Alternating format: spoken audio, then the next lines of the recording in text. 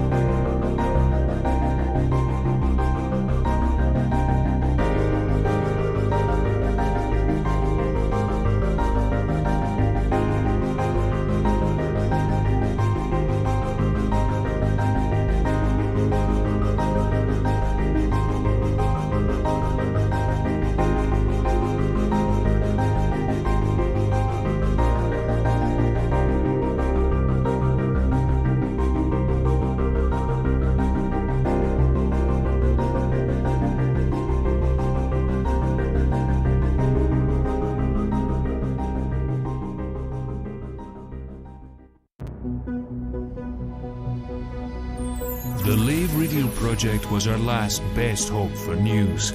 A self-contained podcast 2 hours long, located in neutral territory. A place of nonsense and innuendo for forum dads, community members and developers. A shining beacon in space, all alone on a Tuesday night. It was the dawn of the 3rd chapter of Elite. The year's space legs came upon us all. This is the story of the last of the Lavian stations. The year is 3307. The name of the place? Lave Radio.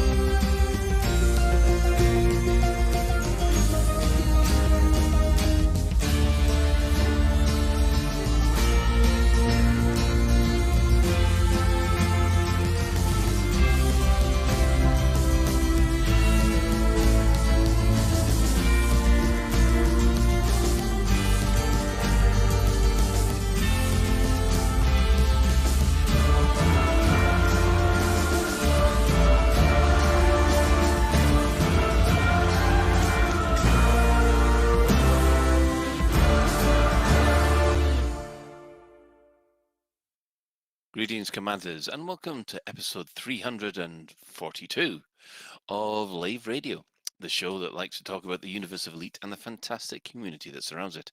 I'm your host, Commander Phoenix of Fire, otherwise known as Colin Ford, Chief Archivist of Lave Station, and joining me in this packed orange Sidewinder bar, we have our Head of Health and Safety, Commander Adler Weiss. Now, remember, everybody, no squishing up. We've got room for everybody. We have our Inhuman Resources Director, Commander Shan. Hello, and a big hug to everyone. Now we're allowed to. We also have I our said no squishing up.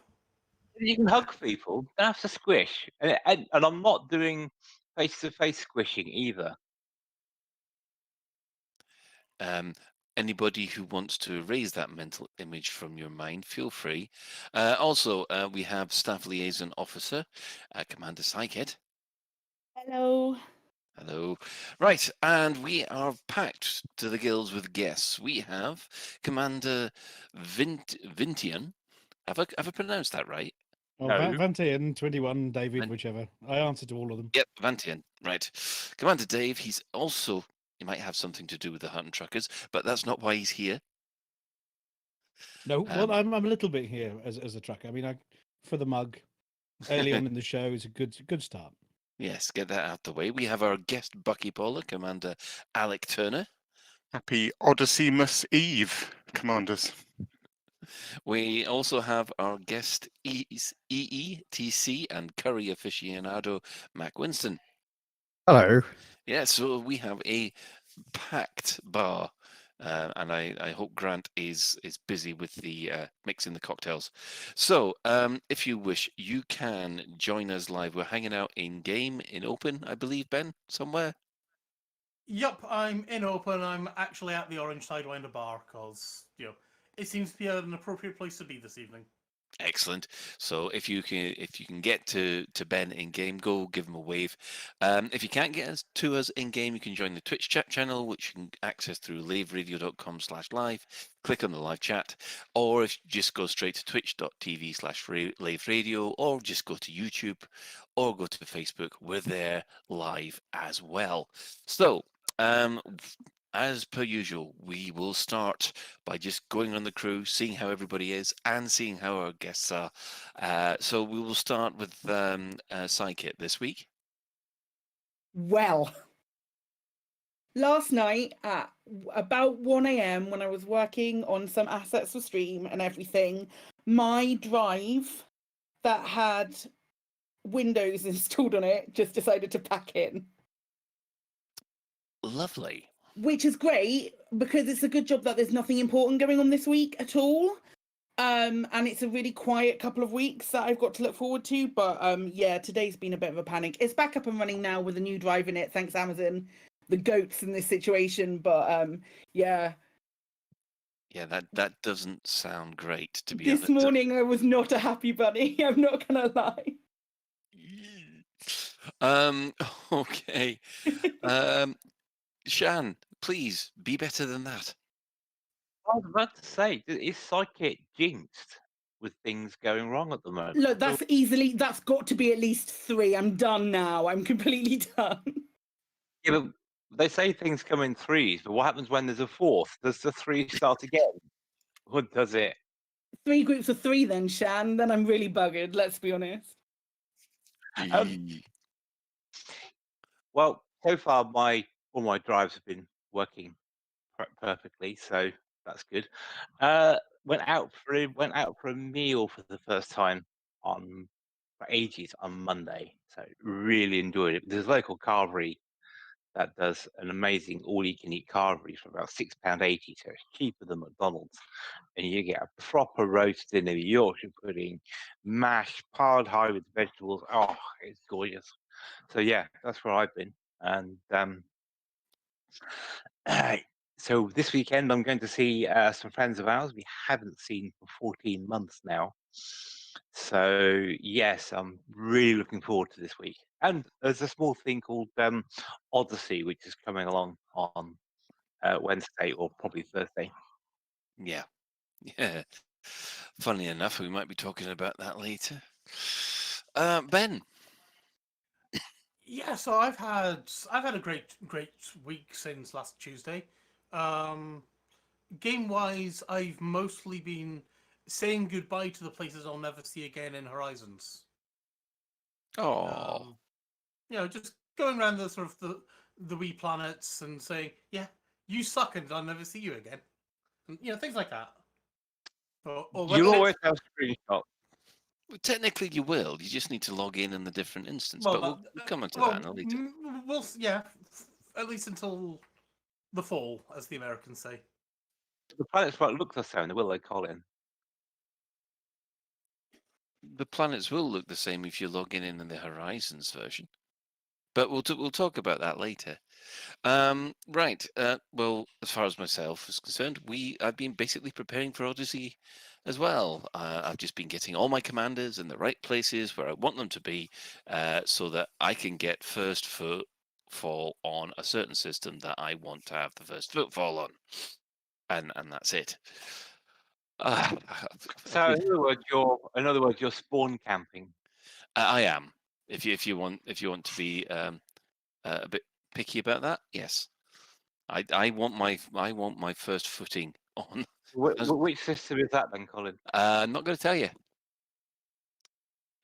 Just like Witherspoon doesn't tell anybody where his system that he wants to get first foot on in. He's I'm not telling anyone else either.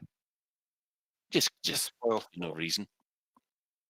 What you really think I would go for your commander is just to nick it? Yes. Me? Yes. I'm not. No. Ben. I'm nice. So, Alec may or may not be very pleased to hear that I am planning on spending this evening in the Sol system. You can't get first footfall on Permesh anyway, so have I don't know at if you it. can or not, but I don't yeah, think I'm, you can. Yeah, I am deliberately. Well, I have an idea in mind. I don't know whether it'll work, but I'm going to be in Sol. I think you might be out of luck in the Sol system, but We'll see. We'll see. Ben will be the first non-human to set foot on Sol. Hey, I'll be impressed if I can actually set foot on Sol. Just one small step for Ben, one giant leap for benkind. It'll be one Well, giant you could Chris set Sol. foot on Sol, but not for very long. Yeah, I don't even know if your foot would actually last long enough to intersect for what might be considered a surface. Right. Well, like I said, I've spent a lot of time getting everything into the right position. I've now got my Epic commander is now taking over duties for power play. I've got my old power play commander ready for her run to Colonia in a shiny clipper, but I want her to get her suit first before she goes, and then finally the main character is like I said, off in the black somewhere. So I just wanted to get one small footfall before everybody else. And yeah, that's been about me as far as the game's concerned. We'll have a quick jump over to Alec Turner. What you been up to? You've been getting Hello. things ready? Do you know, I've done zero preparation for Odyssey whatsoever. I was a bit stuck for what to do last week, so I went to there was that thing that popped up in Galnet about taking some the Hesperus data out to the dude, Yeah. the mysterious dude. So I did that and spotted a planetary bookmark in the same system, which turned out to be one of the candidates that we'd sort of earmarked for the first great planetary expedition that we ended up not using. So I Oh, went to have a look, and I started driving. yes. And with 24 hours to go or less, how long have I got until Odyssey? Not very long now. I've got 50 degrees left on another circumnavigation. So I think what I might do, which I'm quite looking forward to, is not quite finish my circumnavigation of this planet, and then do the last 10 degrees in Odyssey just to see what it's like. Well, the nice thing about downtime is no one else can beat you to it. Yeah, I think I will be the first person to complete a circumnavigation in Odyssey, although it's a bit of a cheat because I didn't start it in Odyssey. Ooh, yeah, that is a little bit. You've got to start and finish it in Odyssey. Yeah, I know, but it'll be interesting to see what it's like. Yeah, I think I'll do that first. I'm actually going on holiday next week, so it's the worst timed it's the worst timed holiday in the history of Elite Dangerous, I think. That's one way of looking at it. For you, Um, mate, for everyone else, it's a great time to have a holiday. Yeah, maybe. Dave, what have you been up to for the Oh, last week crikey. I or mean, so? it's been, well, last week or so. It's been, what, a year and a half since I last came to visit the Orange Sidewinder. Mm-hmm. So yeah, I mean, last week and a half, was it 6 weeks? Well, tiny backstory. My work got shut down a year ago, which was rubbish because, well, we all know about that, and it was rubbish, and it's shut down for the foreseeable future, probably till the autumn, which is a bit pants.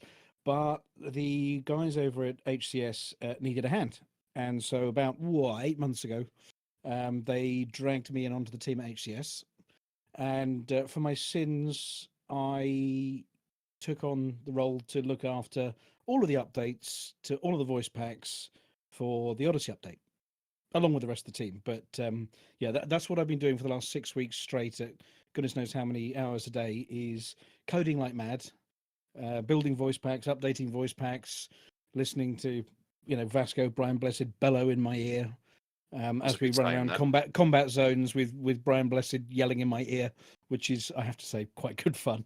There's Yes, nothing quite like he's a his good voice. motivator, isn't he? Oh yeah, yeah. And when you drop out those drop ships and he yells in your ear. So I mean, that's what I've been doing for the last 6 weeks. So yeah, this week has been much the same as the last 5. Is just knee deep in code, programming, getting all the packs ready, which has been a bit of a mammoth task. So I'm a bit knackered.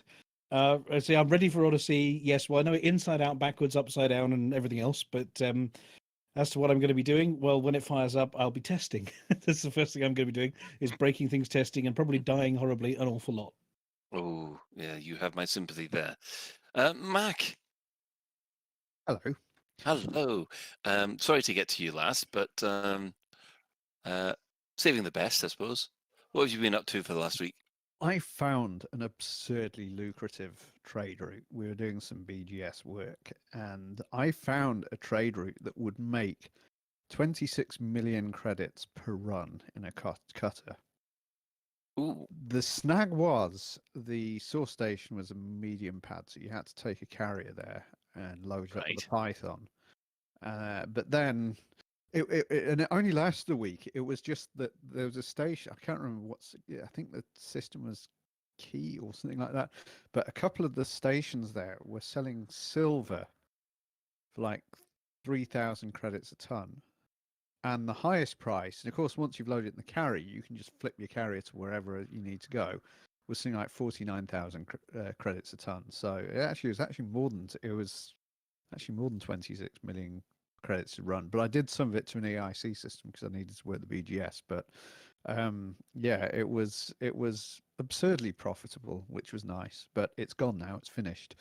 And I did search. I did download the CSV file from eddb.io with all the commodities to check it wasn't still going somewhere to somewhere, but no. Other than that, I got like yesterday, I got Tony Hawk's the remastered Tony Hawk's Pro Skater 1 and 2, which is very good fun. It's like playing an old platformer, really. It's all like split second timing and stuff like the old 8-bit platform games used to be, except of course it's a 3D skateboarding game. And I'm just one comment I'll say about that is, tonight I'm glad I am Mac the space pilot, not Mac the skater guy, because I think the results of yesterday's activities in Tony Hawk would have probably led to many, many bruises, many, many scrapes, and a few broken bones. It was it's quite a hard game actually to start off with, but yeah, there was lots of crashing, but yeah. Yeah. Right. Well, I don't know which I would wish for you more: crashing your skateboard or crashing your ship. So. Right. So let's get into it now. As we all know, unfortunately, Lave Radio's timing could not be worse, as this is the night before it's released. So we will probably go into a deep dive on what we've got for Odyssey next week. However, we'll just go through what the development news has been. Now, there has been a trailer, which I think everybody has seen. Can I have everybody's first impressions of the trailer? I've seen it. You haven't seen it, Shan? No, I didn't want to be spoiled. I saw it. It was jolly slick. I'm not quite sure it was quite as slick as the Burr Pits fabulous video last week. I did notice something new. Maybe other people have, but the thing I spotted that was new was that plants were waving in the wind. I think it was the down blast from the ship overhead. But I'm pretty sure plants were absolutely static in alpha, so that was quite exciting. So, could you then do science on that by having a ship land a different side of the plants to see whether the plant bent over a different way? Indeed, I wonder. We can Possibly. test the flexibility of plants. Well, I noticed the prison bit it was in the Twitter. Yes, feed that David accompanied the Braben. video. Being cheeky, but Yeah, yeah. there was a cheeky prison video. Sorry, a picture in the tweet that linked to the video, I think, which is a different interior we haven't seen before. Is that the one with the orange flight suit? Yes, yeah. Are you Have we sure it seen- was a prison orange flight suit, or was it a LaveCon flight suit? Because there was a Oh, LaveCon. they're the flight same suit. thing, aren't they? Well, it is an Asper flight suit. That's yeah, the I whole mean, point of the orange light. caution, Lave Radio presenter is coming. Caution, a known hardened pirate is coming. Ah, yeah, no, it's the same stuff. But no, I did notice that one with the big wall behind them. Was it loitering as a crime, felony is punishable by hard labor or something like that? Yeah, I'll have to remind myself on that one, to be honest. Have you seen the mining laser stuff before? Or the mining settlement things? Well, Commander Zulu Romeo actually tested them during Alpha. I remember seeing a video and picture from Zulu Romeo where he thought, I'm going to go and look into the light. And understandably, looking into the light from underneath is actually fatal. Well, that's good to know. Okay, so that Yeah. it's just something I hadn't seen. Yeah, do not stand in the beam and look up at the light. It's not good for your health. Do not look into a beam with remaining eye. Can we touch the fire? Hey, I wonder. The actual wasn't he sort of blanked out? Wasn't there just a silhouette of a figure in the tweet? I think it was lighting, but yes. Oh, right, because some people have thought that Peter the Sleeper has woken up, and that's Yeah, that's I who thought it was blanked out actually. Well, that's one of the things we're looking forward to seeing is, is it the same set of NPCs? Did they just give us a little set? And have we got new ones? You got to, on Thursday, we're going to the Hutton Orbital Bar during the show. Are we going to find the floor mopping guy or, any other characters that aren't just Peter the Sleeper? So we're Oh. looking forward to scouring the bars and seeing what characters we can find as well once it starts. I'm just wishing that they would give us the ability to slap him awake. I really do. Leave Uh, the man to sleep. He's obviously tired. Or buy a drink and tip it over his head. Oh no, we're missing out on a Lave radio tradition. What do we do when someone falls Yes, asleep at Lave? Buckaroo. We Exactly. need some buckaroo, exactly. We need to basically get all the cushions we can and put them on him gently until he wakes up and goes, ah, and we all shout Buckaroo. And call him John. Yes. Yes. Can we be offered white markers by the barman? Okay, now this is getting into dangerous Flossy territory because we almost did that to Flossy last year or the year before. Yeah, year before now. Don't be mean to Flossie. No, that's why we didn't do It it. will hurt you. Oh, dear, that's danger territory. She's got a mean right hand with that pan. As well as an entire Chinese gymnastics team. Mm-hmm. Anyway, so let's have a quick chat about what else has been happening. On Thursday, Arf on his Xbox went anti-Xeno combating, and he seemed to do quite well. He did certainly a lot better than I do in those conflict zones. Did anyone else see how he did? I did. I thought he will. I was going to say I thought he was carried very well, but I don't actually think he was carried very much. No, I don't think he was carried at all. I think our Arth is basically he's a bit of a dark horse. He is the Terminator. I mean, you've seen him around the bases with those rifles, and he seems to be no different in a spaceship as well. I mean, he's a one CM team killing machine. Yes. It would make a nice change to have a CM who could actually play the game. I wouldn't want to come up against him in some direct combat, though. I think he'd probably whoop my ass. Bruce is fairly decent in CQC and things as well. Zach as well. Zach's really doing well. I think we've got a good team at the moment. Don't knock him. Yeah, I think you're right. I think that we're going to have to actually put them all into a CQC team and then take them on and see how we do. We're gonna get our asses whipped. They'll be winning races next. We can't have that. At least Steven's now running off to play F1, even though he can't tell us that yet. So you're not gonna have to worry about him driving up the side of buildings. Mind you, if he does manage to drive up the sides of buildings in F1, it's going to get messy. Well, I don't know because Formula 1 cars can drive upside down over a certain speed. Okay. There's enough downforce, or I suppose upforce, if you think about it. They have sufficient aerodynamics to drive upside down. I'm not sure the cornering ability is very good though. Yeah, I could definitely see them. You know how you got like the motorcycle doing that ride of death, going round and round and round on the sort of on its side. I'm sure an F1 car could do that as well. No, I think they should do the Italian job. The next Italian Grand Prix, they have a little tunnel and they can whiz round it, a bit F-Zero style. Yeah. Is it F-Zero that you could do that? Yeah. There's something for you to try, Mac. Can you drive an SRV upside down? In a tunnel. We need a proper sphere, though, really. Actually, you can. Funnily enough, it has been done. Okay. Yeah. Someone done it in one of those things, those passageways in the station. Then there's one of the INRA bases where you can sort of get underneath it. There's like a fairly significant raised platform area, and you can get underneath it. And somebody managed to flip an SRV so it was on its roof, and then use boost to push the wheels against the underside of the platform and drive upside down. Oh, brilliant! I've driven down a hill upside down before in an SRV.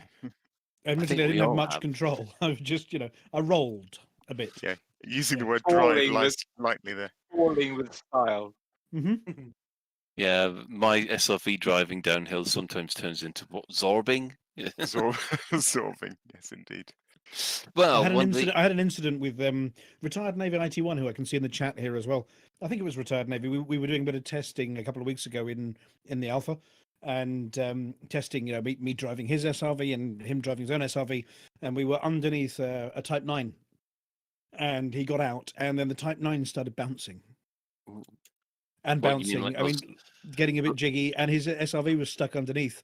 And it did look very unfortunate. It did look like the Type 9 was doing unspeakable things to his SRV, which was being steadily sort of crushed and rolled around under it. Well, talking about unspeakable things, they have given us a warning about how long things are going to take tomorrow, and it will take quite a while. In order to update Odyssey, they're talking about it won't be ready till approximately 9 o'clock. Sorry, 7 o'clock at night tomorrow. So it's going offline at approximately 8, which is British Standard Time. So that'll be 7 at UTC, and it's down for 11 hours. So that I know it's a big update, but wow, 11 hours. Yes, they've increased the space requirements as well, haven't they? So I would kick your kids off the internet if you're looking for a quick download, I think. Yeah, they've also released a lot of the system requirements. It does seem that the recommended system requirements have gone up from an i7 3770 to an Intel i5 8600. You need 12 gig of RAM, they recommend, a GeForce 1060, DirectX 11, and yeah, the storage is now 75 gig, where the previous version was 20. So there is an awful lot more coming, it does seem. Well, it does beg the question: what's in the other 15 gigabytes that we haven't seen yet? Well, they have given a few hints about this one. In the I can't remember which stream it was a while back. They were saying that the buildings they were releasing and some of the POIs, these were a small set of the much bigger set that they're going to give us. So we've only seen some of the variation on the buildings and some of the variation on the POIs. They've got a lot more of them, but we didn't need to test all the different layouts and visual sides. So there's a lot more visual assets, certainly for the Odyssey players, in terms of buildings and things. We know that they've told us that. As a question, how much more powerful is the minimum specs for a PC than a PS4 or an Xbox? Well, actually looking at it, it's an Intel i5 4590. Now, I think that's actually less than what's in an Xbox at the moment and a PS4. And graphically, yeah, we're not talking minimum there. Is that the minimum spec? That's the minimum recommended, spec. Right? Yeah, that's the minimum spec. The minimum graphics card is a GTX 780, a GeForce rather, and otherwise it's a AMD R9 280X or something with at least 3 gigabytes of VRAM. To tell you the truth, both of those cards, I think I will probably be corrected, but I got a sneaking suspicion that what you've got in an Xbox and a PlayStation 4 are definitely better than that.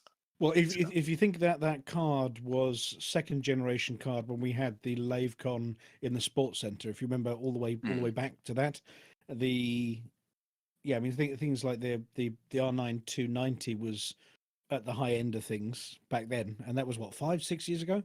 Yep.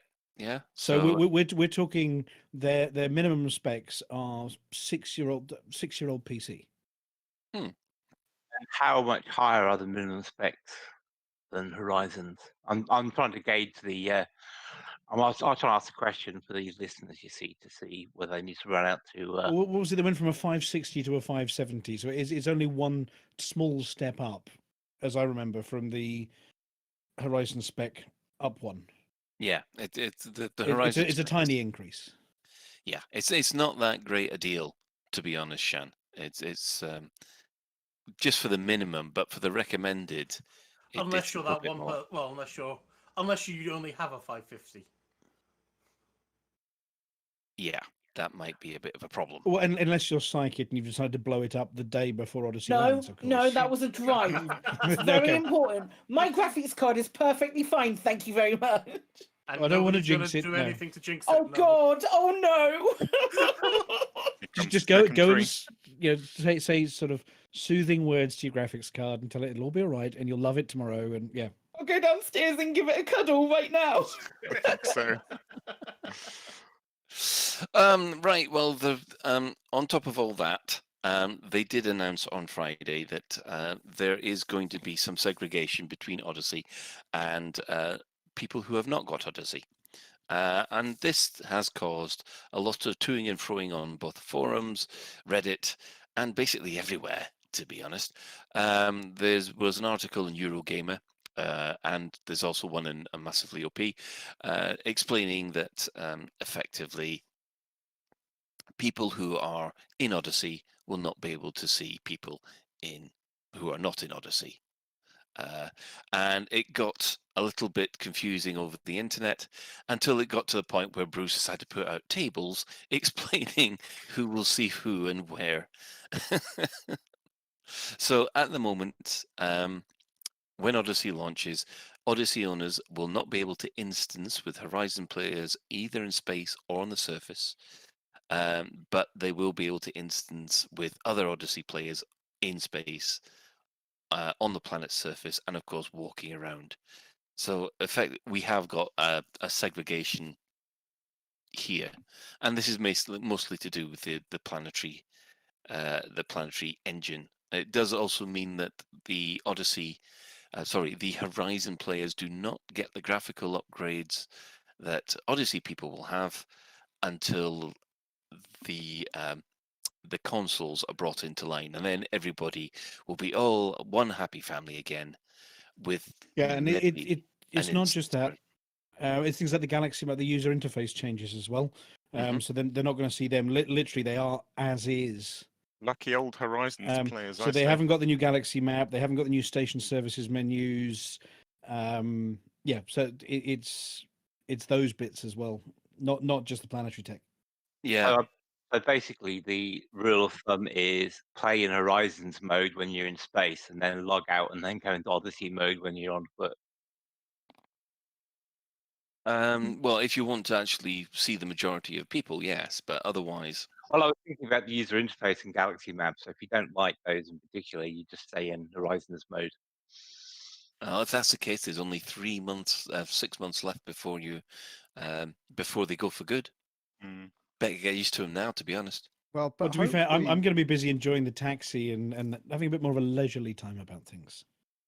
Hang on, hopefully enjoying the taxi? Does anybody actually enjoy the taxi? I absolutely do. Yes. It's completely changed how I play certain aspects of the game anyway. Because I'll do stuff. I'll stop at a nearby station. Then I'll get a taxi back to home base afterwards while I have a nice cuppa or a pint afterwards. And it's changed the pace of it nicely. And there are times that I really cannot be bothered to fly to that planet's surface, so I just get a taxi. And it is marginally slower, but not much. I enjoyed the taxi in the alpha, but that soon turned into a little bit of disappointment when I realised you can't actually shoot them down or blow them up. They're interdiction proof. But you can see them in Super Cruise, which was quite good. You can. So you can't when you've got 4 or 5 of you going to a combat zone together, you all take off from the station. You can see each other in like a little line of ducks heading down to a combat zone. Yeah, but you can't shoot them up. You can't shoot them down. That's the problem, because Sham would like to basically shoot them up and then send his little dog out to get those ducks. Yeah. So, and then eject his crew member just for good measure at the end of it. Of course. No, I'll strap them to the hull with their hand weapons and take down ships in 3 shots. In the meantime, I think Mac has something to say. Yeah, I got shot down in a taxi once. It wasn't in Super Cruise. I wasn't interdicted. It was leaving a planet, and it started getting shot, and I just had to sit there while it got blown up. But yeah, I agree about the whole thing. It's quite a nice way to play if you just want a relaxed session. You just hop in a taxi. You can just look. I just enjoyed looking out the window. It was, sometimes you don't want to drive. You just look out the window, and that was you see the planets going past, and actually, what I put dots in was for the galaxy map, which is slightly maligned in Odyssey. With a bit of luck, this will give time before we all have, that it's backports into Horizons to fix any remaining issues, because when the alpha ended, there were a few issues with it. I think that's true of a lot of things, actually, isn't it? Actually, it is quite nice that there is this sort of virtual extended beta period where, Yeah, and we can take refuge. yeah, there is a bit more time to So I get think these things fixed. So I just saying expectations. If it's not going to go live until 7 o'clock-ish in UK evening, I'm not sure how much playtime people will get tomorrow evening. Yeah, Being but by the realistic, time the servers are behaving themselves, and it could well be a few hours later than that before you can actually get into a stable game anyway. I think there's been a lot of drama about oh no, it's going to be separated, we're not going to see anybody. I mean, space is big. I mean, you've all heard the quote, space is mind-bogglingly big. And most of the people I catch up with are people I already know, and we're doing activities we plan together. I mean, the number of times I bump into a random person and I'm actually even vaguely interested in interacting with them is pretty slim anyway. So it isn't that big a drama, really. Some of your friends will be on one, some of your friends will be on the other, but it's not as if you fly around space and you're always surrounded by 40 other people that you can interact with, unless you're hanging around Shinrata trying to kill people. yeah, and I would suggest a lot of people playing solo anyway, so it's not going to make a difference. Yeah, and of course you get bubbled and instanced with different people, maximum instance sizes. The PS4 and Xbox were already off on it, separate instances, and it's all connected to one big universe. So I don't think it's as much drama as some people have made out. Your mates will play in a mode, you go and join them, job done. And you log in for a session and, hey guys, we're all doing Horizons tonight because these 3 guys are on Horizon. Well, you go do that. And then another night it's okay, hey, we're all going down onto a planet. Who's up for it? Well, 4 of us have got Odyssey, so let's go do that. I don't see it as anything other than just an excuse to spread salt. Yeah, that is one thing that I have noticed over the last week or so. Ben, you wanted to talk about CQC? Yeah, there is one thing I find right weird about this, which is the CQC matchmaker and crew finders will not place Horizons and Odyssey players together. Now, I completely and utterly understand why crew finders wouldn't place Odyssey people together, because, if I'm in Odyssey, I don't really want to find somebody I don't want to go into looking for crew and find a Horizons person who can't join me. That makes sense. Yeah. What I do not understand is why, if I'm in looking for CQC, I can't play with Shan, who's over in Horizons looking for CQC. Well, I think that's one of the. I think that's one of the. It's down to the instancing level. Well, it's different server sets. So when you're connected to Odyssey, obviously you're on one server set where it knows who else is there, so it can matchmake with you and whatever. And the other team are on Horizons on a different. There's got to be a server separation between, when you log in, the server numbers. If you look at it, that you're using on one and the other one, and they would have to sort of interlink or cross them over somehow. It's effectively inventing crossplay just for this 6 months between 2 sets of servers. I would guess is the sensible reason. You say that like inventing crossplay would be a bad thing. No, not at all. I mean, I'd love crossplay, but Indeed. Yeah. Well, yes. You can tell by the amount of. There was an awful lot of salt about this on the forums, and some people were even claiming refunds and all that kind of malarkey. But I think that got me. People said, right, I've decided to have a refund, so you're not going to be playing Odyssey anymore. No, but why? I just got completely confused about the refund issue that people were having. But yeah, I'm so cross about only being able to play with half the PC players that I'm going to quit and not play with any of them. Yeah, I don't quite get it. yeah. Right. Would someone just take over this while I try and sort Mac out? oh, have we broken Mac? Yeah, for some reason I don't know how. He's dropped off the server for some reason. Is this there were 6 in the bed and the little one said roll over and then Mac fell off the end? Yeah. There we go. I'm back. Got him back in the room. Yay! There we go. Yes, we got you back. We don't know what happened there. It's just this Discord on stage thing. It's sort of it. I It ended seems, up in a different voice channel for some reason. It just happened automatically. oh, Did Ben come by with his shepherd's crook and sort of whip you off the stage or something? Wasn't Shan there a had the big TV eject program button. with that once?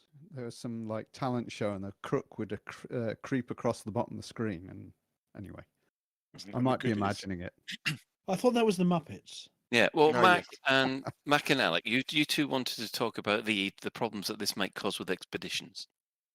Yes. We've got the Apollo No. 15 Hello. expedition. Hello, you can hear me? Can you hear me? My I hear lights you. are going green. I- My Yeah, I board can- is I going hear you green. when I'm fine. talking. Okay, I'll continue jabbering away then. We've got the Apollo 15 anniversary expedition coming up, organized by Commander Yannick, not Yamix, Commander Yannick, in July to coincide with the anniversary of that mission.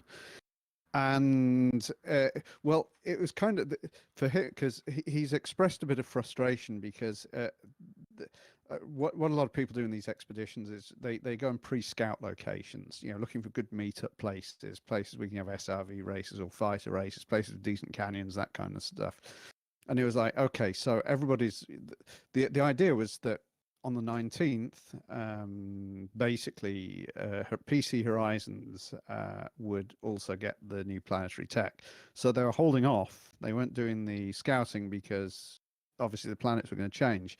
Now it's been announced that they haven't. So now they're having to do last-minute scouting because what we'll probably do is do the meets in, I think we'll probably do most of the meets in Horizons because, so everybody can join up in them. So anyway, but we could have done that ages ago.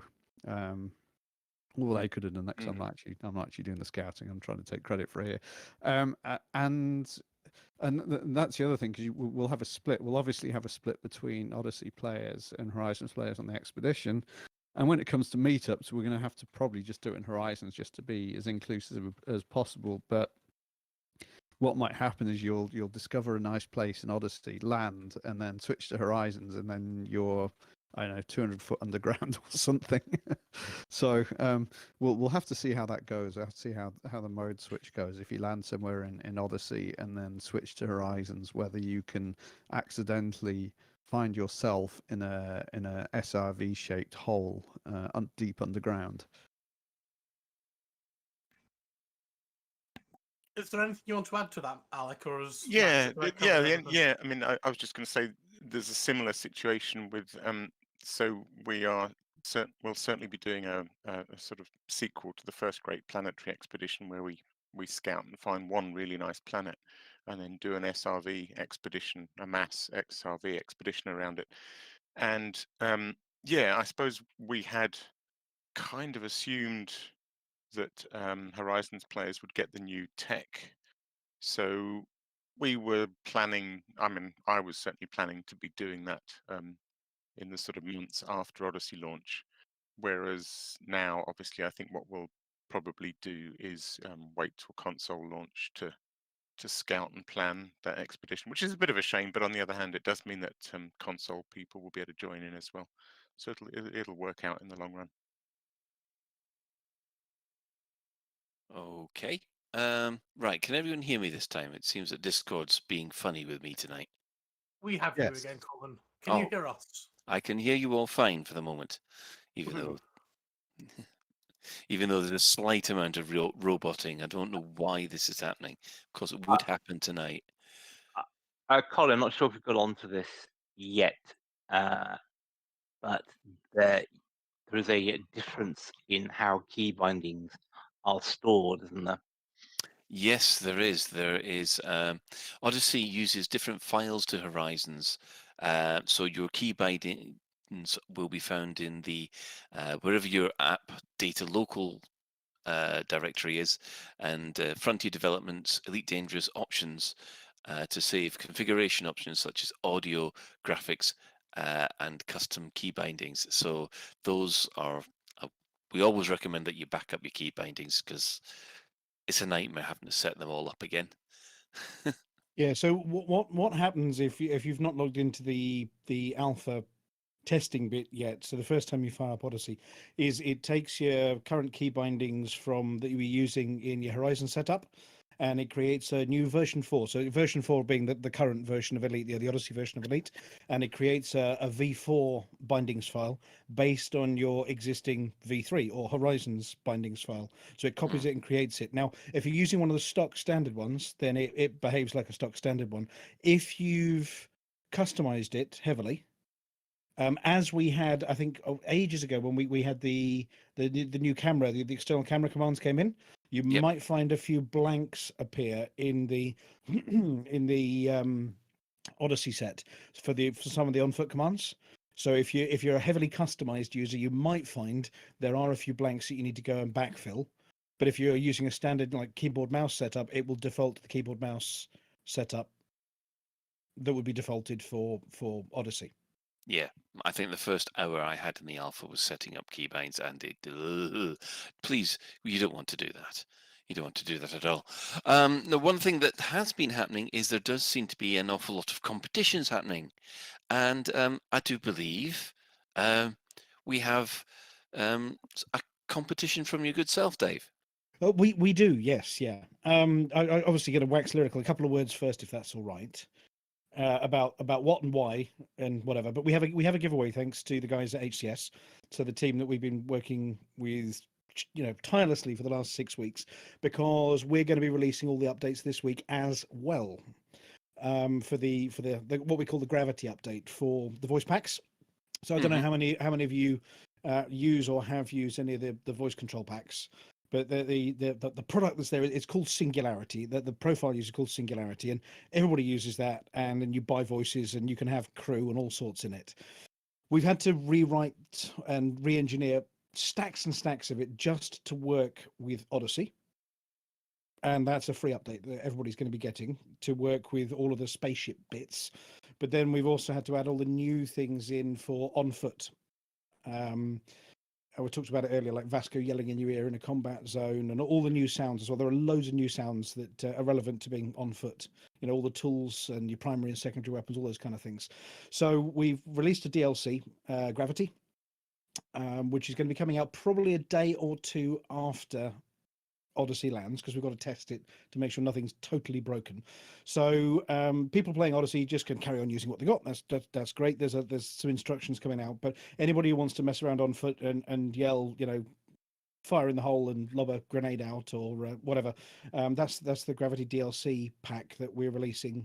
It's an upgrade pack, something like 7,000 new sounds in it and 300 new commands. There you go. A bit crazy, but we've got one that the team have very kindly allowed me to give away to your listener. Oh, I like that listener signal. Because the one I've been having the most fun. We were testing with Alpha, which is like the cowboy voice, sounds a bit like the Mandalorian. But I've been testing more recently up until we got cut off with Vasco, the Brian Blessed voice. And I have to say, for on foot stuff, my personal preference is he makes me laugh. So yeah, what we're going to give away is one of the Vasco voice packs, the core Singularity pack, and the DLC upgrade, the Gravity DLC upgrade, which means you can take him with you on foot and have him yell as you're running around blowing people up in a combat zone, or comment interestingly on plants that you waft in the wind. So I've got a pair of those to give away. So one core pack and then one of the upgrade packs as well, so that you can use them in Odyssey. Vasco plus Gravity, right? What would you like people to type in Twitch for that? And I'm sorry to if a listener happens to be in YouTube or Facebook, sorry, this will only be a Twitch thing. You have until we finish talking to come over to Twitch and enter the command that Dave tells us. Yeah, no, I'm actually, because they've been generous, I've got two. So I've got one that we're going to do that's not live to Twitch. We're going to, I think, I'll let you guys give that one away through other means later. I'll do a second set of the same thing for people who aren't on Twitch, maybe over the next week, for people who listen to the podcast, whatever else, but by the next show, maybe. Just to be fair to the podcast listeners as well as the live Twitch listeners. I mean, if you think about Brian Blessed and you think about Flash Gordon and one of his more famous lines, it's got to be Dive. Was that Dave or Die? Dive, D-I-V-E. Dive. So exclamation. All right. So if people type in !dive, when I say so. Imagine you're falling out of one of those drop ships, where it's Yes, all red around dive. you, and yeah. So I think we do that. We do that. We do that. Right. As for the second contest, can I suggest we think of a question? And We'll we- talk about it off air, Shan. Leave it Yeah. alone for now. Yeah, we'll come up with something. I'm giving you guys a second one to give away to your listeners that are on podcast and not live on Twitch, if you know what I mean. So come up with something between yourselves, and I'll provide the code for a second one. So yes, it is dive. If everyone types dive, then they get to win. But when you type it, you've got to say it out loud, as you've got to shout Brian it, Blessed surely. would say it. Moodbot is deleting it in Twitch. That's fine. Moobot is also recording it. It just means we're not spamming everybody. So we'll give them a second to settle down. But yeah, so you're going to pick a winner for that one in a minute, and then yeah, we'll send that out. And what I'll do, Ben, is I'll give you the top secret code, which you can message PM to that individual or email them, whatever you want, and they go to the store and grab it, and they will get Vasco, and they will get the DLC upgrade. Awesome. Right, so we'll keep this running for a wee while. Yeah. So give people a bit of a chance to go in.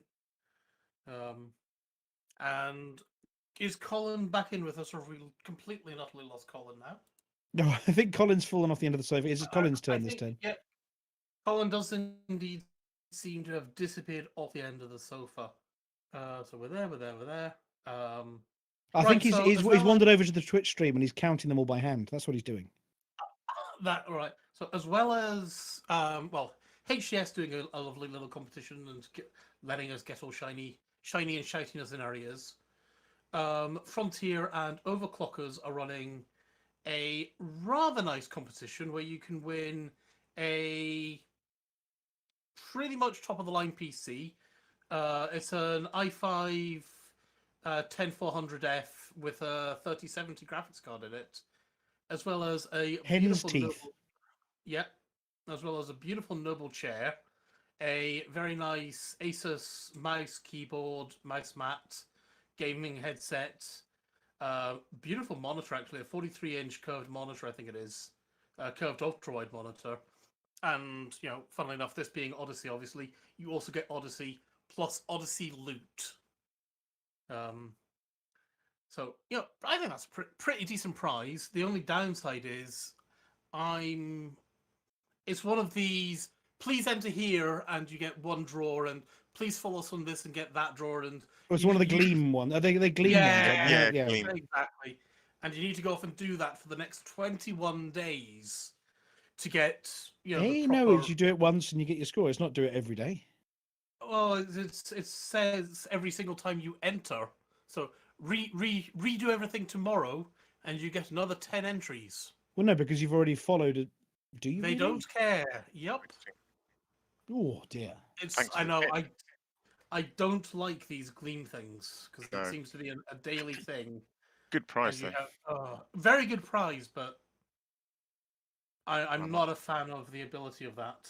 Yeah, as Cold Shot on Twitch is saying, in exchange for all your account details, it's like, hey, yeah, come and get this, and but now we can see all your Facebook friends, and come and get this, but now we can see all your Twitter followers and all your Twitch followers and your email address, and because we got your newsletter, and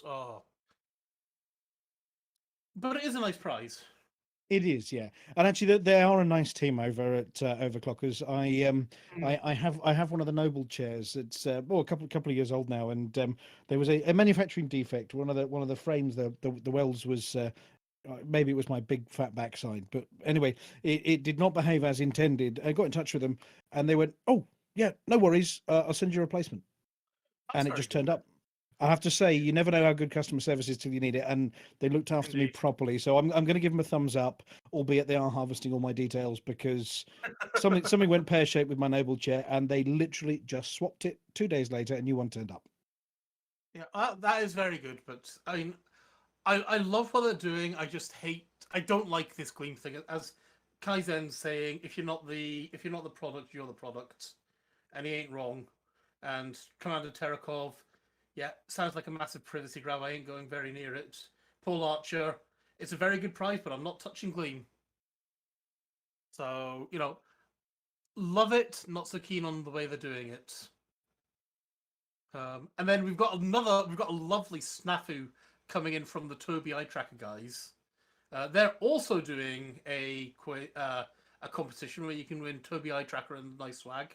But by this, you've got to basically go off and email them. And when you emailed them, they were like, "Yeah, thank you very much for the Star Citizens sweepstakes." Oops. So that's a bit of an oopsie indeed. Right. We've already covered the launch trailer. Colin's ignoring the ordering, hasn't he? So is Colin back in the room? No. Yeah, we have no idea where Colin's actually gone to. So Let's wing it, lad. Party time. Yeah. Everyone get the gin out. Dibs on his stuff. Can I has your stuff? Yes. Has he got any good stuff? Actually, he's got loads of cool miniatures. Yeah, right. Yeah, Dibs on his nice miniatures. Yeah. So, right. Okay, so I don't have any links for this, but we will jump onto the in-game events very quickly. This is where we really need Pete here. But so on the 13th of May, we had Nova Imperium repulsing the Federal rear-end attack, as well as a major attack on the California Nebula and as well as the Coalsack and the Pleiades. The 10 systems under attack with Thargoid conflict zones, bases on fire, rescues, all that good Thargoid, the world is burning, good stuff. Now, I don't know about you guys, but I've got a theory about that, and I'm going completely out of left field here, but I'm wondering if on Thursday we're suddenly going to get, oh my god, they're landed on the planets now. I think that would be, if they were being sensible, they'd wait till the consoles joined us. Yeah, I think though that's kind of like a big payoff thing, isn't it? They should build up to it, and as you say, when consoles come online, then pull the trigger. Yeah, I mean that's the big thing when the consoles come online and boom, it's all going to kick off properly. So it doesn't. They'll probably run this for a few months, and a few stations will catch fire and a few storylines. But I can't see them dropping anything that big, particularly if the server's going to be a bit flaky on the first couple of days. But yeah, I would say if they had smarts, and a lot of them do, they may well be building up to something. But I don't think they're going to drop it on us on Thursday. That doesn't strike me as the smartest idea. You don't think we're going to be going around playing Starship Troopers on Thursday then? No, we're not unless we're in one of the training camps and throwing knives at each other's hands to stick them to a wall. Would you like to know more? Yes. The only good bug is the kind of bug that's just set fire to Lave Station. I think Ben was hoping for a naked shower scene for Starship Troopers Wave, wasn't he? I didn't even know that Paul Verhoeven is a funny chap, isn't he? Yeah. So on the 14th, we had the federal citizens approving the government looking at every single thing that they do, which, that's continuing on the... As if they don't already. Goodness gracious. The corporations were already aware of everything that the Federation citizens were doing. But now, obviously, the government wants to know everything as well. It's like a glorified Tesco's club card, isn't it? Yes, you just bought those landmines and performance enhancers. Imagine your shopping trends. You're following the mission givers and doing whatever they tell you. Go through your shopping trends, right?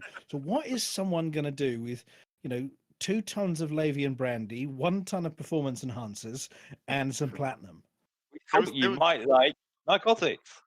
There was quite a good prize, wasn't there, for deciding that they could have all of our data. It's just struck me that Galnet is surprisingly like Gleam in some ways. And this is surprising you because here's a jolly good prize. Give us all your data. Yeah. I thought that was very. It had to say something about our commanders. That's how we. Give us the shiny stuff when we don't care about anything else. Well, I thought this is like real life. I mean, everybody willingly gives their data away to these great big corporations, and when the government does it, it's, oh my god, you can't do that. But Yeah. it's just the same as that. We're all the Federation citizens are willingly giving their data away to the corporations, and then they all get bent out of shape when the government wants in on the action. What's interesting is the government's actually publicising it. It's not as though they're trying to hide it. But then again, I mean, I heard something about I think it was the U.S. Postal Service that, just like in the UK, they've got a address redirection thing. And just like in the UK, the post office can't sell your data to anybody. But what they can go and do is share. If you go and say, "Can I please, can you please forward everything for me?" They will happily go off and tell everybody they know. By the way, Ben's gone off and moved to DISO. You can find him here. And they will happily sell that for something like that will mess up your witness protection scheme, won't it? Have they? So are they going to call this new thing the Galactic Data Protection Regulation? Yes. I think if the Alliance steps in, that's where they would start calling We it sell again. your data so you don't have to misquote Witherspoon. Yeah. Colin is now appearing on mobile. I do hope everything is okay with him. Well, the power cut. Don't know. Yeah, and talking of the Alliance, as I nicely The who? said, the Alliance. Who are they? Yeah. Well, they're these guys who like paint everything in green. Especially orange things. Well, any color of things, really. I mean, I know they're not so keen on blue and red either, really. Right. But Mahon, our lovely Irish or possibly French bloke, he's trying to stay in and saying, look at me, I've got all my Thargoid things going on, and I'm up for action. And then we've got Kane Clash going, well, maybe we should focus a bit more on what we're doing at home. And they're all doing their things and doing their fighting and stuff like that. Do we think? I mean, there have been hints of a tints that there may be new leaders, or whether it's a sort of alliance and the Federation, all sorts of elections and things. Is there the possibility that we might see in the future new power play leaders for certain factions? Could be. There is space. Is there space for one? They way back said there was a sort of limit, wasn't there? 20, I think. Right. Yeah, I think. What about swapping? New portrait, new name, same gear. Yeah, I mean, there's no reason, I guess, why Marn couldn't be swapped out for Kane, say. I won't be surprised if they do new. Sorry, Mac. Well, I wouldn't be surprised if they do new ones, because we've got so much more gear and so much more like your suit upgrades that you can have, the weapon upgrades that you can have. It makes sense for there to be power play elements in the vein of prismatic shields, cyto scramblers and stuff like that, attached to other power play members.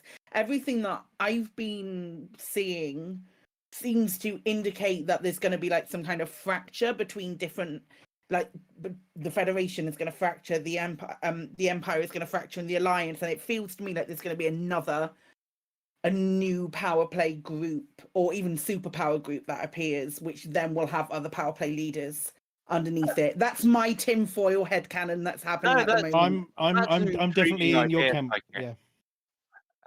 I was just thinking, Psychic, if you had a surface-based power for suits and whatnot, that could be quite interesting. I think they're going to have to. Yeah, certainly we're getting new engineers, aren't we, for suit stuff? Yeah. But yeah, I mean, whether it's a replacement of an existing photo because they have an election, or it's a new one, it would certainly breathe a little bit of life into these things, wouldn't it? And give them new plot to talk about. Mac, were you wanting to try and say something about the same time as Psychic started to? Yeah, I think so. We could, with these new with engineers on foot. I mean, just think we can meet all the what's that one in Colonia called again? Etienne Dawn. Yes, we could meet Etienne Dawn. I'm sure Beetlejuice will be very pleased by that. And Alec, sorry, are you? Yep, you're saying. Well, I was just going to say, on engineers on foot, I assume, I can't remember if you've discussed this in a previous show, I assume people saw the the little bits of video that went out of people actually meeting the engineers on foot.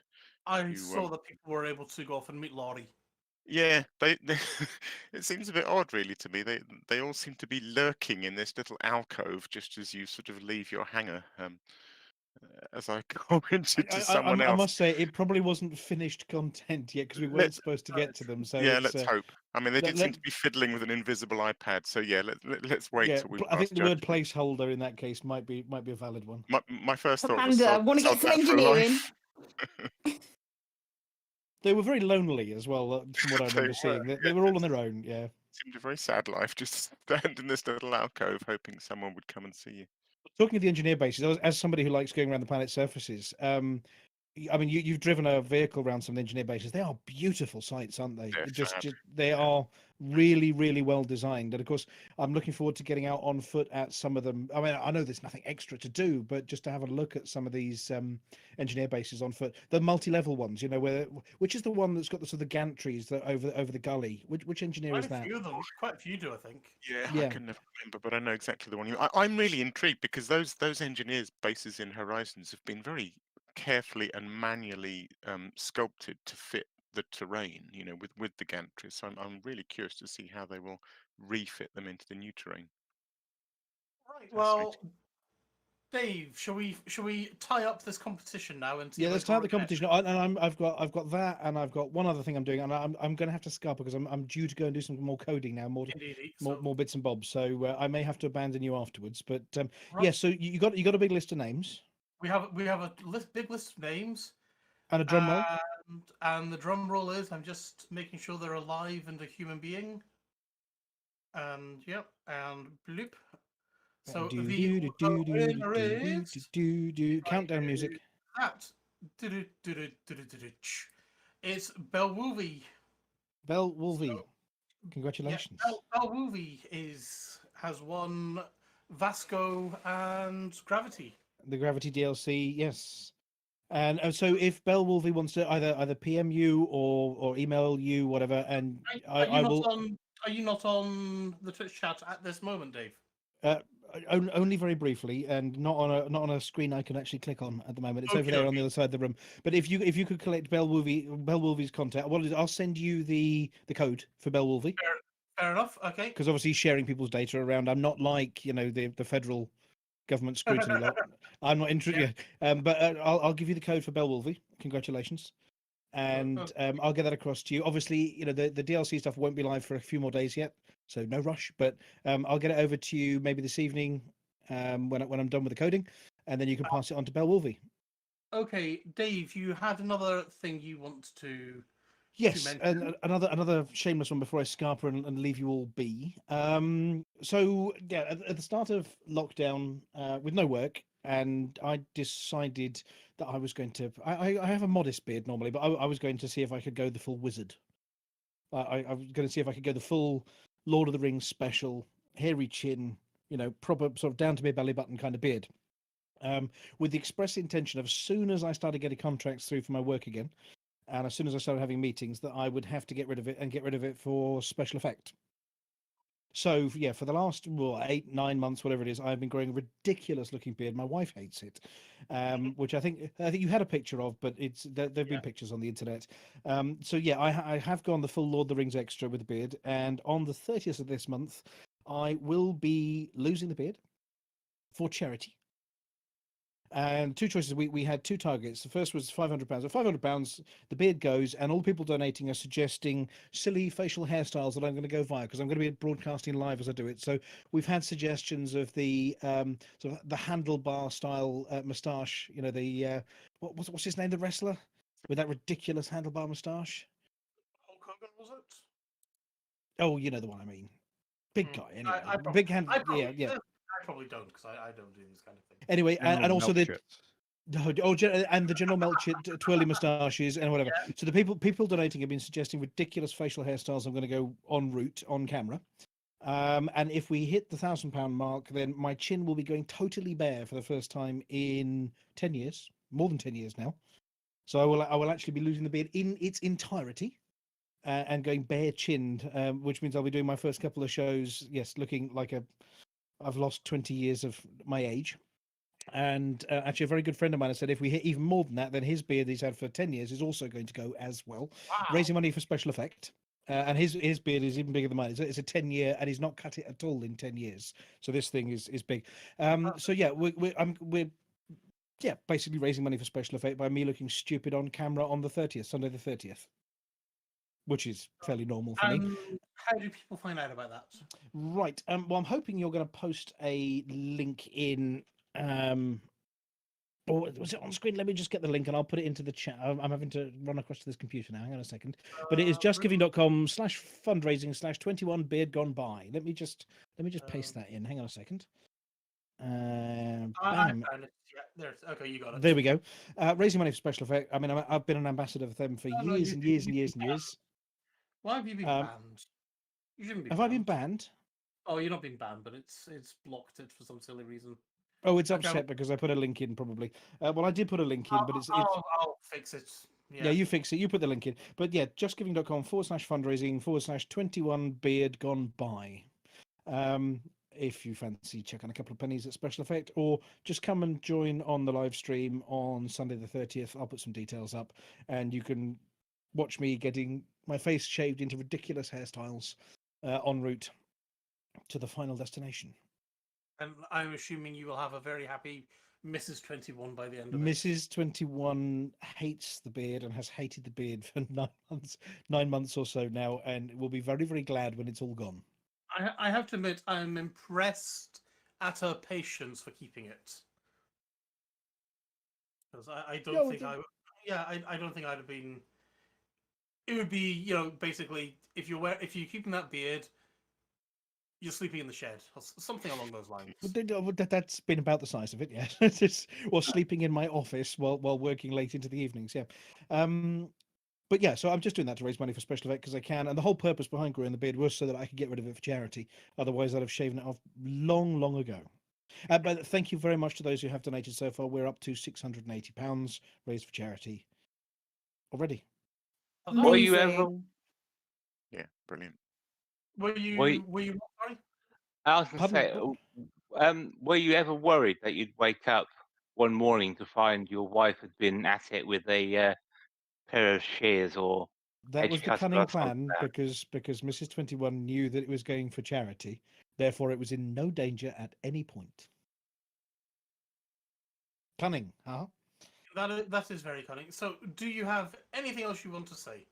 No, other than look, thank you very much, guys. I mean, it's been a pleasure. How many years now have you been doing this, and how many years have I popped in occasionally as a guest? It's basically since 2013, something like that. Yeah, and it's always been an absolute. It's been a while. An absolute pleasure to be allowed on here as well, and obviously it's always good when one or two of you pop in on our Thursdays as well, to join in the nonsense on Thursday nights. I do have something that you may or may not be able to answer. Go on then. Has the truckers given any thoughts for when the next ECM is going to be? Are we got anything this year, or are we going to save everything for next year? Talking to Mr. Cow and Mr. Move and the rest of the crew, we at the moment don't see it happening anytime soon. With my work coming back particularly, and Mr. Cow's sort of trying to get work back online as well, the autumn is going to be crazy for the team that are organising it normally. Because all our work will have come back and we've got to go and earn some money because it's been a horrible year. So from my point of view, it couldn't be in the autumn because I am going to be working every day possible to try and get some money back in the coffers. So yeah, we're not at the moment eyeing anything up this year. We are talking about little mini trucker meets, though, get-togethers like we have done, the pizza meets and all sorts, little mini ones. I'm in Birmingham this weekend. Come and get pizza. Yeah, that kind of thing. So we're going to be resurrected once it's safe to do so, and everybody's comfy doing so. In small little groups, we'll probably be doing a few of the trucker meetups, and we may well be doing a few virtual bits and bobs as well, as we always do with events, over trucker events and all sorts. So we may well do that, but the in-person stuff is going to be very hard for us to do this autumn. Okay, right. Any more before we move in? If you want me to give away any secrets now that I shouldn't be telling you, ask now before I run away. Do you have any secrets you want to give away now before you run away? Yeah, well, there was one. There was one actually that isn't so much a secret as things people have just spotted. And it's I think Alec dipped into it earlier about planetary surfaces and suddenly being in a canyon when the canyon wasn't there before. Mhm. And it's a little bit of warning to people. If you're expecting those barnacles to be in exactly the same spot on exactly the same planet when you go into Odyssey, just assume that they might have put a canyon right across it, and Dav and his server minions might have had to move it by a few hundred meters or maybe a kilometer just so it isn't in the middle of a gorge. Yeah, I mean, I think basically, if you had any idea of where anything was before with the new planetary tech, I wouldn't count on anything these days. Now, I do understand that the same stuff will be there. I mean, watching the streams, the same stuff will be on the same planets, if you know what I mean. But just if you're looking up coordinates in Odyssey of where Thargoid bases are, Guardian ruins are, those kind of things, be aware that due to the new planetary tech, they might move a little bit. Now, they don't say they will move. What they've said is they might move because there might be a canyon or a mountain in the way now. These are valid things, and yep. Right. So well, there you go. There's my little tidbit of info. In that case, then I think we'll move into the newsletter. Have you heard this? But Dave? I'm going to say adios now, and thank you very much again, and enjoy the rest of the show. Thank you very much for coming on, Dave, and we'll see you no, later. no problem at all. And well done to the winner as well. And let me know who the second winner is, whatever you decide, and I'll send a code across for that one as well. Will do. Yep. Night all. Okay. Night. Well, let's move into the newsletter then, please. Well, the Store alert! In the bi-weekly newsletter, here come paint jobs for your art. In the bi-weekly newsletter, here come paint jobs for your art. A store alert, a store alert, a store alert, a store alert, a store alert. Which one will you buy? A store alert, a store alert, a store alert, a store alert, a store alert, a store alert, a store alert. Which one will you buy? A store alert, a store alert.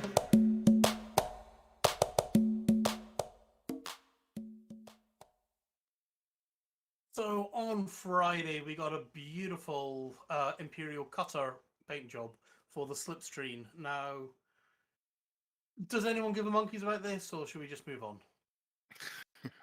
You're a bit of a Cutter fan, Ben. Were you tempted? I am a bit of a Cutter fan, but I've already got the best paint job for the Cutter, so no, I'm not. What's the best paint job for the Cutter? The Lavecon paint job, of course. Fair enough, fair. Yeah. No, can't argue with that. I have this very on. flamboyant purple one for the Cutter. I bet you do. Long and purple. Is that the Cutter? Yeah, well, I mean, it is actually, it's a really nice paint job.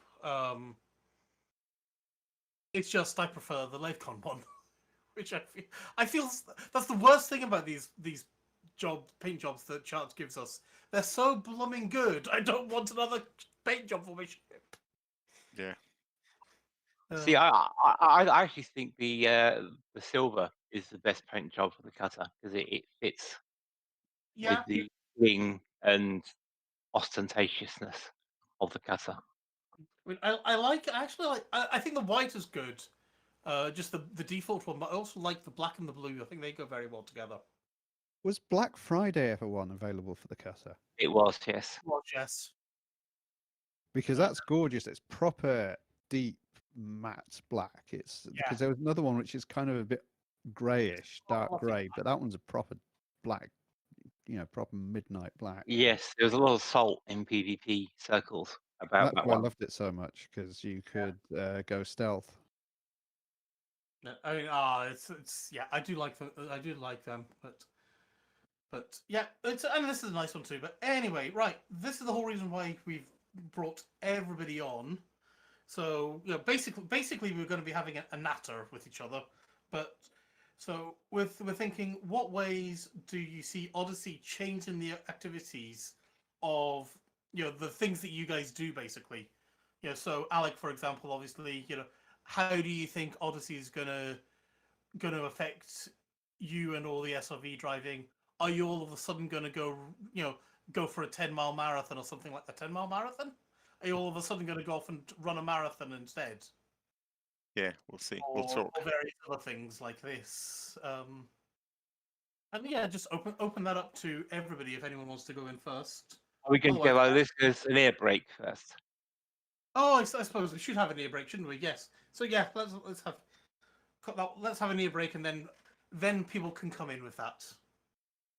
We buy any ship. Bar none. We buy any ship. Bar none. Any model, any colour, any shape, any size. We buy any ship. Bar none. We here at We Buy Any Ship Bar None are ready to take your excess space travel vehicles off your hands. No more negotiating with dodgy space station vendors. We'll simply give you an estimated quote online. Then, when you get here, we'll point out all the little dints and scratches that make the price get smaller and smaller before we actually give you any money. And the beauty is, we take any ship. We buy any ship. Bar none. Terms and conditions apply. We Buy Any Ship excludes trading in any of the following vehicles: Adder, Anaconda, Asp, Boa, Cobra, Constrictor, Cruisers, Eagle, Falcon, Gecko, Griffin, Gear, Harris, Harrier, Hawk, Kestrel, Crate, Lanners, Lifters, Lions, Mantis, Merlin, Moray, Osprey, Panther, Puma, Python, Saker, Sidewinder, Skeet, Spar, Stowmaster, Tearsel, Tiger, Transporter, Turner, Viper, Wyvern, or any Imperial or Thargoid vessels.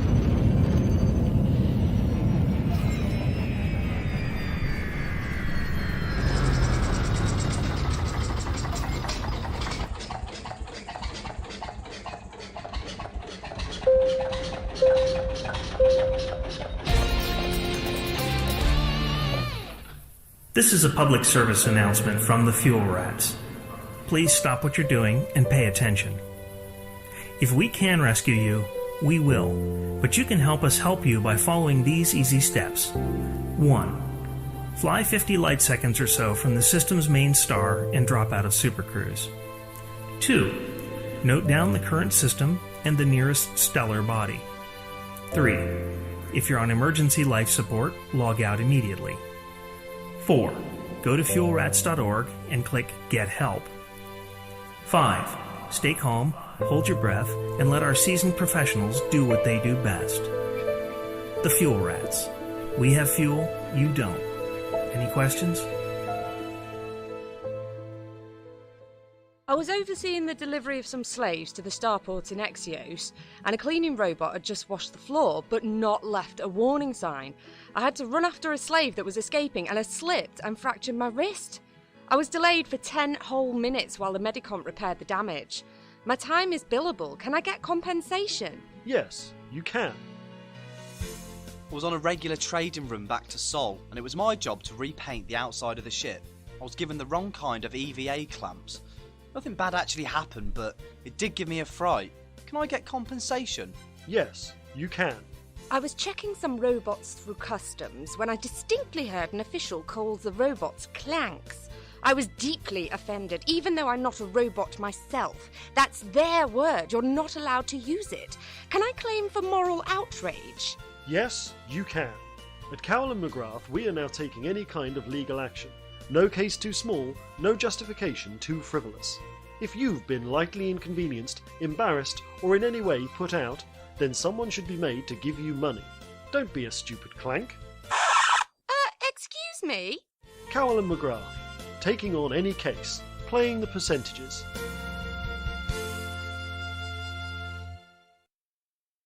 Lave Radio, transmitting to every corner of the galaxy.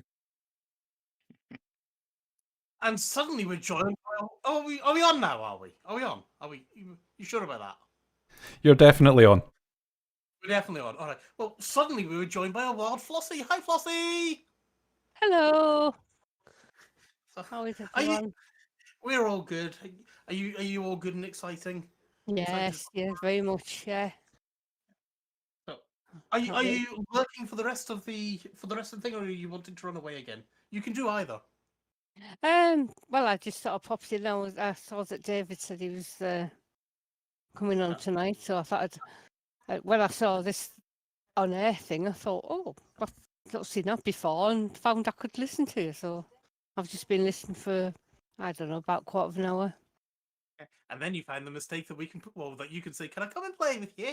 And we said yes. Well, I was going to say something. Oh yeah, we had a main discussion topic, didn't we? I got all flustered that Flossy's come and joined us. You do that to me all the time, Flossy.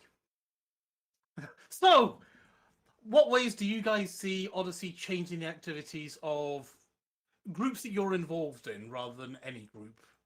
And how do you think that's going to change? So, Psychit, I guess. Actually, I'm going to pick on you first, unless you don't want me to.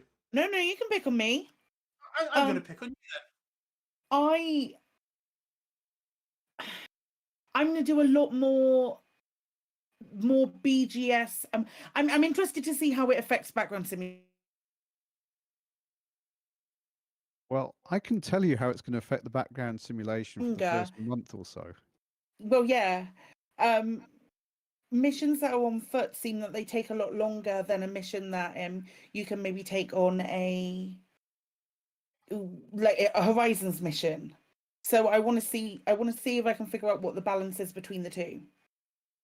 That kind of thing, and see if the missions that are on foot are weighted for a longer period that it takes to complete them.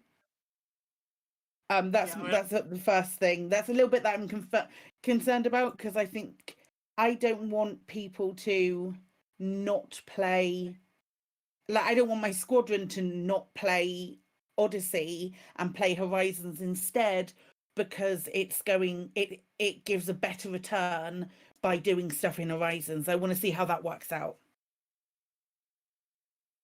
Yeah, that makes perfect sense. I mean, I know I noticed in Alpha, at least, you got a lot more bang for your buck, shall we say, playing existing content versus the new content. Yeah.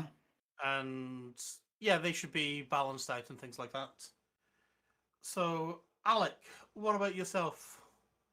Yeah, it's an interesting one. I mean, as far as the Buckyball Racing Club goes, we did have a quick sort of conflab before the show, actually, and I think the general consensus is that we probably won't start using Odyssey exclusive content for Buckyball races. There's a lot of people are in favour of inclusivity in the club. And not excluding people. So I'm certainly keen to experiment with what we can do in terms of races. But we may or may not. It might be a while before we do some official time trials. One thing, and I have sort of consulted or sort of mentioned this to Frontier, and they've responded, is we really sort of need a clock in the on-foot HUD before we can make use of on-foot content in time trial races. You know, the way the Buckyball Racing Club, the way we do our races is they're time trials where people will send a set of screenshots to prove they went from A to B to C to D and back to A again, and what their time was. And without a clock, you know, in the on-foot HUD, we can't even do a Le Mans start where you run to your ship, because we have no idea what time you started. Which is a bit of a problem. Other than that, for me, I think the biggest change that Odyssey is going to bring is planetary circumnavigation. I'm a great fan of driving long distances around planets, and there's a sort of reasonable group of us that do that. And for those that are sort of unaware, but the changes to the planetary surfaces have changed that. I was pretty down about it initially because the way I used to drive, of sort of bounding over rocks and, you know, bounding along ravines at 100 meters a second, was almost impossible, because there's such variation in rocks. Some of the rocks are, you know, the size of a house. That sooner or later, you know, within 5 minutes, you hit something that stops you dead doing those speeds. But I'm sort of optimistic. I think planetary circumnavigations, navigations on that scale, will take a lot longer than they used to. But I think they will be a lot more interesting, and a lot more realistic. You know, if you imagine the Earth and some of the sort of rock formations and things we have, you know, the idea of driving around the planet at 200 miles an hour in a dune buggy, it just wouldn't work. And I think that's what's coming with Odyssey. So it's going to be interesting. I think it's going to feel like a bit of a setback in terms of the sheer sort of fun of what we used to do. But when we get used to it, I think the spectacle is going to be extraordinary. Yeah, so I think Odyssey will change the face of, you know, long distance SRV driving forever. But I think ultimately for the better, I hope.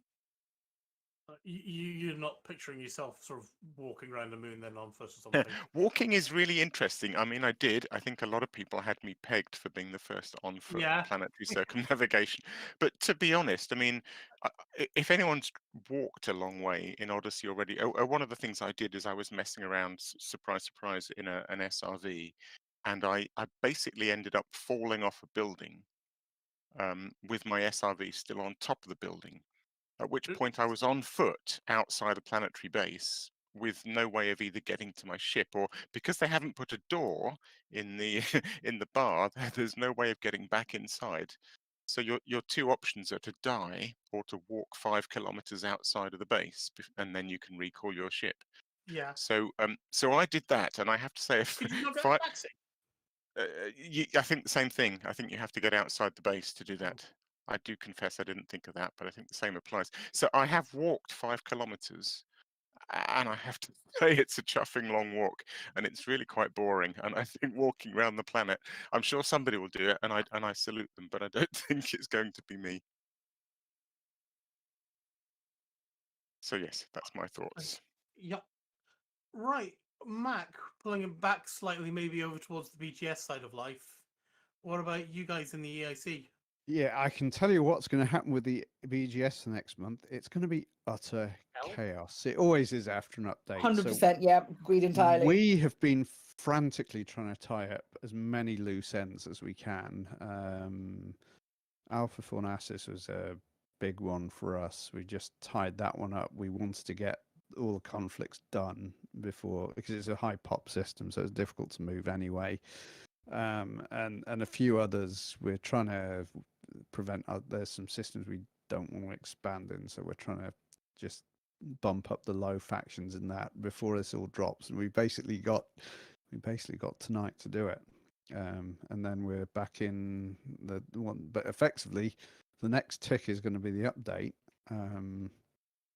And then Odyssey will be live, and I'm sure they'll be, because it's kind of difficult to test. The BGS is one of those things. The rules are quite simple, but out of many simple rules, complex behavior can emerge, and sometimes it emerges in fairly unexpected directions. And I bet you we're going to have some of that, because we know in the past they've tweaked things, and they've probably seemed very reasonable when they tweaked them and did some internal testing. But when the galaxy at large is allowed to have at it, you get some weird things starting to emerge. I think there was a, I'm trying to remember, it was probably the last big update when we got into Beyond, and we had all these extra states and this extra the happiness stuff and things like that. We were having, you'd end up, you had a bit of hysteresis. You'd end up snapping to one end or the other of the influence table depending on states. A lot of that's quietened down now because they've had time to tweak the values and what have you. But yeah, new update. There's going to be some chaos. But I also mentioned the A15, the Apollo 15 expeditions. That's the next expedition I'm going to be participating in. Hopefully we get to a bit of Odyssey and that stuff in that, because in the alpha I thought, I wonder if you can leap canyons, and I found a set of hills with a nice gap between, and indeed if you sized it right, you could kind of use as long as the gravity wasn't too high, you could use judicious burns on the suit's little thruster thing, just little taps of the thruster here and there. And you could actually travel in the air in your suit for a fair old way, and things like mountain climbing as well. I'm trying to find out what the steepest, because eventually you get so steep you can't just walk up it, but you can sort of boost your way up it. So you give a little squeeze on the trigger to boost yourself up a bit, and then you get to the next ledge and the next ledge and the next ledge and so on. So there might be some interesting expedition fun out there for meetups and what have you, for anybody doing an expedition on Odyssey planets rather than Horizons. So yeah, that's basically what I have to say about it. Yeah, Alec, what about you? Yeah, just on what Mac was saying. Yeah, well, what Mac was saying just reminded me actually that we, the elite races, I sort of joined them for a bit of racing last weekend on foot. And yeah, there's more subtlety to that backpack than you might think. There's a very sort of subtle effect to do with its upward momentum and And in fact, just holding down the boost as hard as you can until it runs out is not the most efficient way to use it. And by very careful timing of your boosts, you can sort of build on your momentum and get a lot of height. And actually, those really tall buildings in planetary, the existing Horizons planetary settlements, the really super tall skyscrapers. With very careful use of boosting, you can get to the top of those. So yeah, all sorts of interesting parkour possibilities, I think, for Odyssey. Oh, I think Red Zyrus raised a couple of points that I thought were quite worth mentioning. So, should missions you don't need to invest in all the additional infrastructure, i.e., your ships and everything like that, actually be compensated the same amount of those that you can just do on foot? Is it just time? Is it actually just a case of time? Time versus reward, or does your ship count for anything? And sort of as an example for that, it's like you can go down the river and gold mine with a pan, or you can go off and grab an 8,000 kilogram bulldozer and get down mines and dig. And you're gonna get a lot more gold out of that, but you've had to invest a lot more. So does anyone have any thoughts on that, or does that all seem quite reasonable to you guys?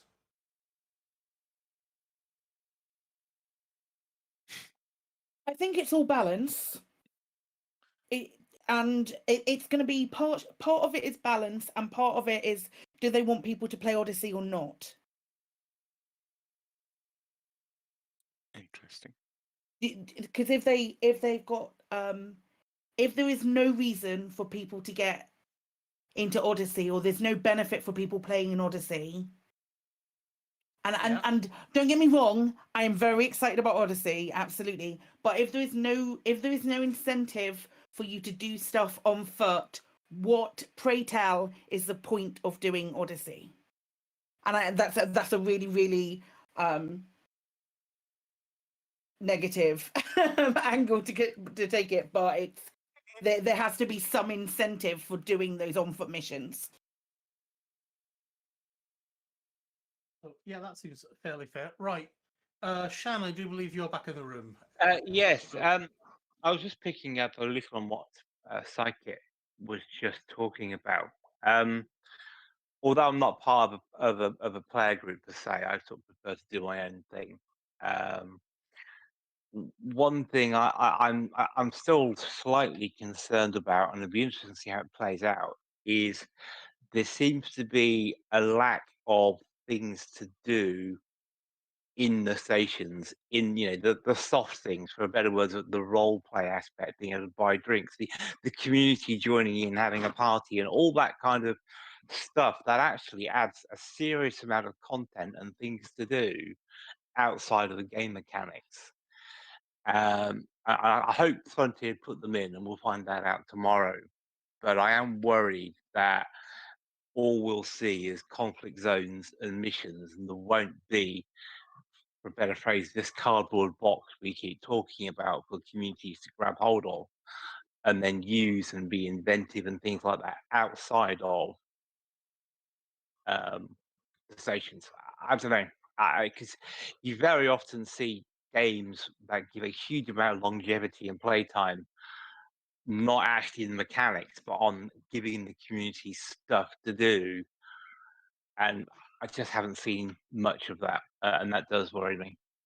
Yeah, right. Flossy, I mean, what about the truckers and, shall we say, the softer side, or indeed the hardcore trucking?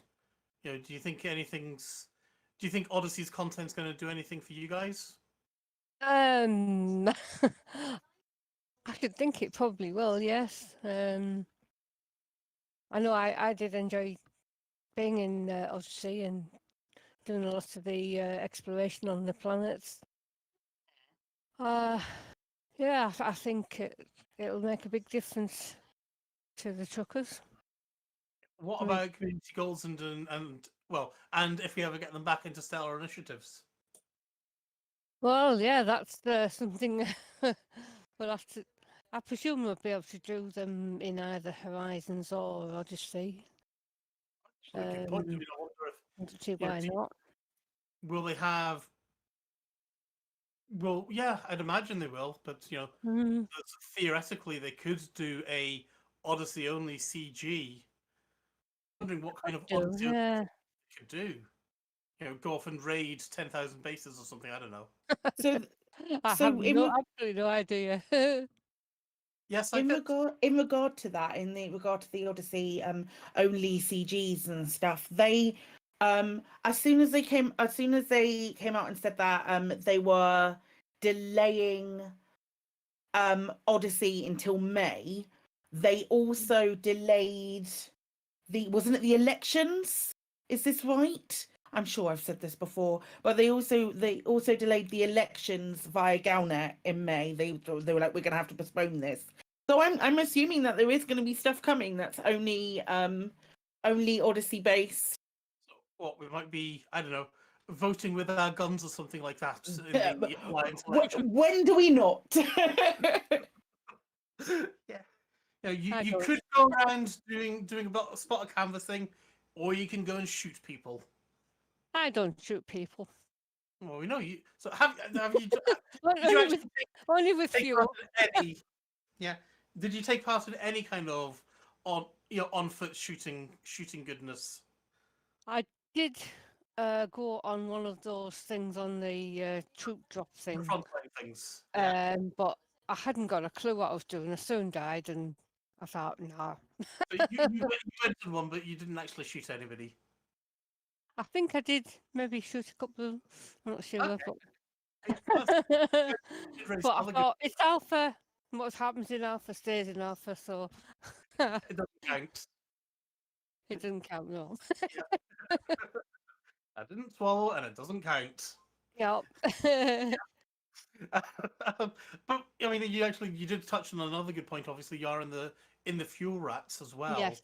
I mean, Yes. do you think that Odyssey's gonna, are the Well, obviously, we're gonna have. the rats are gonna be doing? It's an extra layer of we'll have to deal with, because I mean we've already got Xbox, PS4, and Horizons, etc. So now we've got Odyssey as well. So I can see a lot of having to change from one to the other depending on what the client's on. Yeah. I mean, are there any ways that you can see that the fuel rats could maybe rescue on foot commanders? I can't think of any way, but we never know. Alec, you were wanting to say something? Oh, sorry, Flossy. Alec, what were you wanting to bring in? I can't remember originally what I was going to say, but the point while Flossy was talking that struck me was, I did have a question, Flossy. I don't know if you know, but I did wonder if there was any change to the fuel rats, standard operational practice. I saw a post on Twitter just now from the Hull Seals saying that there was some changes to their processes. I assume it's about making sure that people log back into Horizons for instancing or that sort of thing. Yeah, I don't know the details, but I believe there are some. I'm just in the chat at the moment, but obviously we can't go into details. Yeah, fair enough. But yes, I believe there are some changes coming up. You've got some ideas for rescuing commanders, and then we'll have to move on. Yeah, I was just thinking in the same way as now, if your SRV gets stuck or something, you boot up standard elite mode Yeah. and you end up back in your ship. In theory, you could boot up in Horizons mode if you're on foot or stuck and end up back in your ship still. So if you're running out of air or anything like that and you haven't got time to get back to your ship, you just boot back into Horizons mode and you're back in there safe and sound. Wow, yeah, I would think so, yeah. But then you get in situations like that commander who needed the Kingfishers. And it's like, yes, I'm aware I could use game mechanics to get me out of this, but for RP, can anything actually be done? But yeah, there are ways we could use game mechanics to escape out of things. So yeah, anyway. I imagine we'll find new ways of doing things as well. Yeah, right. So we're going to move on quickly to the community corner because we are rapidly running out of time this evening, which shouldn't be a big surprise to anybody. So I think it was last Friday, Primetime Casual released the third part of his big quiz of Everything Elite Dangerous. And I'm in the embarrassing and dubious position of saying that I somehow managed to win that. I don't know how the hell I managed to beat Wotherspoon because Wotherspoon knows so much more about Elite, and there are a lot more worthy commanders out there who know a hell of a lot more about all things Elite. But the most important thing about it was a hell of a lot of fun that Primetime Casual did, and he did a fantabulous job of stringing myself, Wotherspoon, Greatest, and Scorb together into one big quiz, and it was a very entertaining and riveting watch. It was excellent and really and so well edited, like you say. Yeah, he did a great job there. So we're now on to the anti-Xeno initiatives going mental. Yeah, we know about that. With Commander UNAB, who took out 5 Hydras in a chieftain with just himself. That's absolutely ridiculous. What are you going to say, Sidewinder then? No, just even still in a chieftain. So he's got it's one man, one ship, and the chieftain's a lovely job, and I'm sure Arthur will be very glad it's in a chieftain as well. I also want to send a whole load of love out to Commander Plater, who should now be back. I've not heard one way or the other. He was in hospital over the weekend with gallbladder issues, and obviously he's rather poorly with thyroid cancer, unfortunately. And it's the last thing you need is all this on top of it, and going into hospital on top of everything. It's just I feel so sorry for the guy and his family. But he's hopefully out and better now, so fingers crossed for that. Right, Commander Shan, would you like to tell us of alternative ways of running Elite? Yes, this came up on Crash's stream on Friday, and they were talking about running old games and stuff on emulators and in web browsers. And the thought crossed my mind, hang on a minute, my car's got a web browser. I wonder if I can run Elite Classic on it. So I dashed out to the car, found a Elite Classic on a web browser. I think it runs in Java. And yes, so I can run Elite Classic in my car. And if you put a controller into the USB port, you can actually fly the ship around. Alas, there isn't a way of saving your game, so I can't hit Elite in my car. Neither can I, unfortunately, buy a docking computer and set the car on auto park, and then have the docking computer in-game dock. But yes, so in theory, you can run any JavaScript game on my car, which opens up all sorts of fun and games, because there's a whole load of emulators, C64, Spectrum, etc. you can run in a browser. So yeah, I quite enjoyed that. Actually, it was pretty cool being able to see Elite Classic running on the touchscreen of my car. And well, I thought it was cool anyway, even if anyone else might think it's incredibly sad. So, Yes. Mac. I know a guy who wrote a Spectrum emulator in JavaScript, a guy called Matt Westcott. He goes by the name Gasman in the demo scene. He does some extremely interesting things with Z80 assembly language. But anyway, I was just a thought quickly that with the launch of Odyssey, the base game is probably going away for good. So if you get your SRV stuck, you're going to need the Kingfishers. Do we actually think that, or is it just I really hope that the base game isn't going to go away for good, because it's the only way. The base game is the only way that a potato or a Mac can play any form of elite. I think Well, they the said. Mac's been dropped altogether. I can't play. Yeah, I think they said Horizons was going to be base game. I thought Yeah, they said they were merging Elite. Yeah, but I know if I look at my launcher, I can still jump into into Elite Classic. And when we had the golden launcher for briefly, I didn't lose Elite. We'll find that out tomorrow.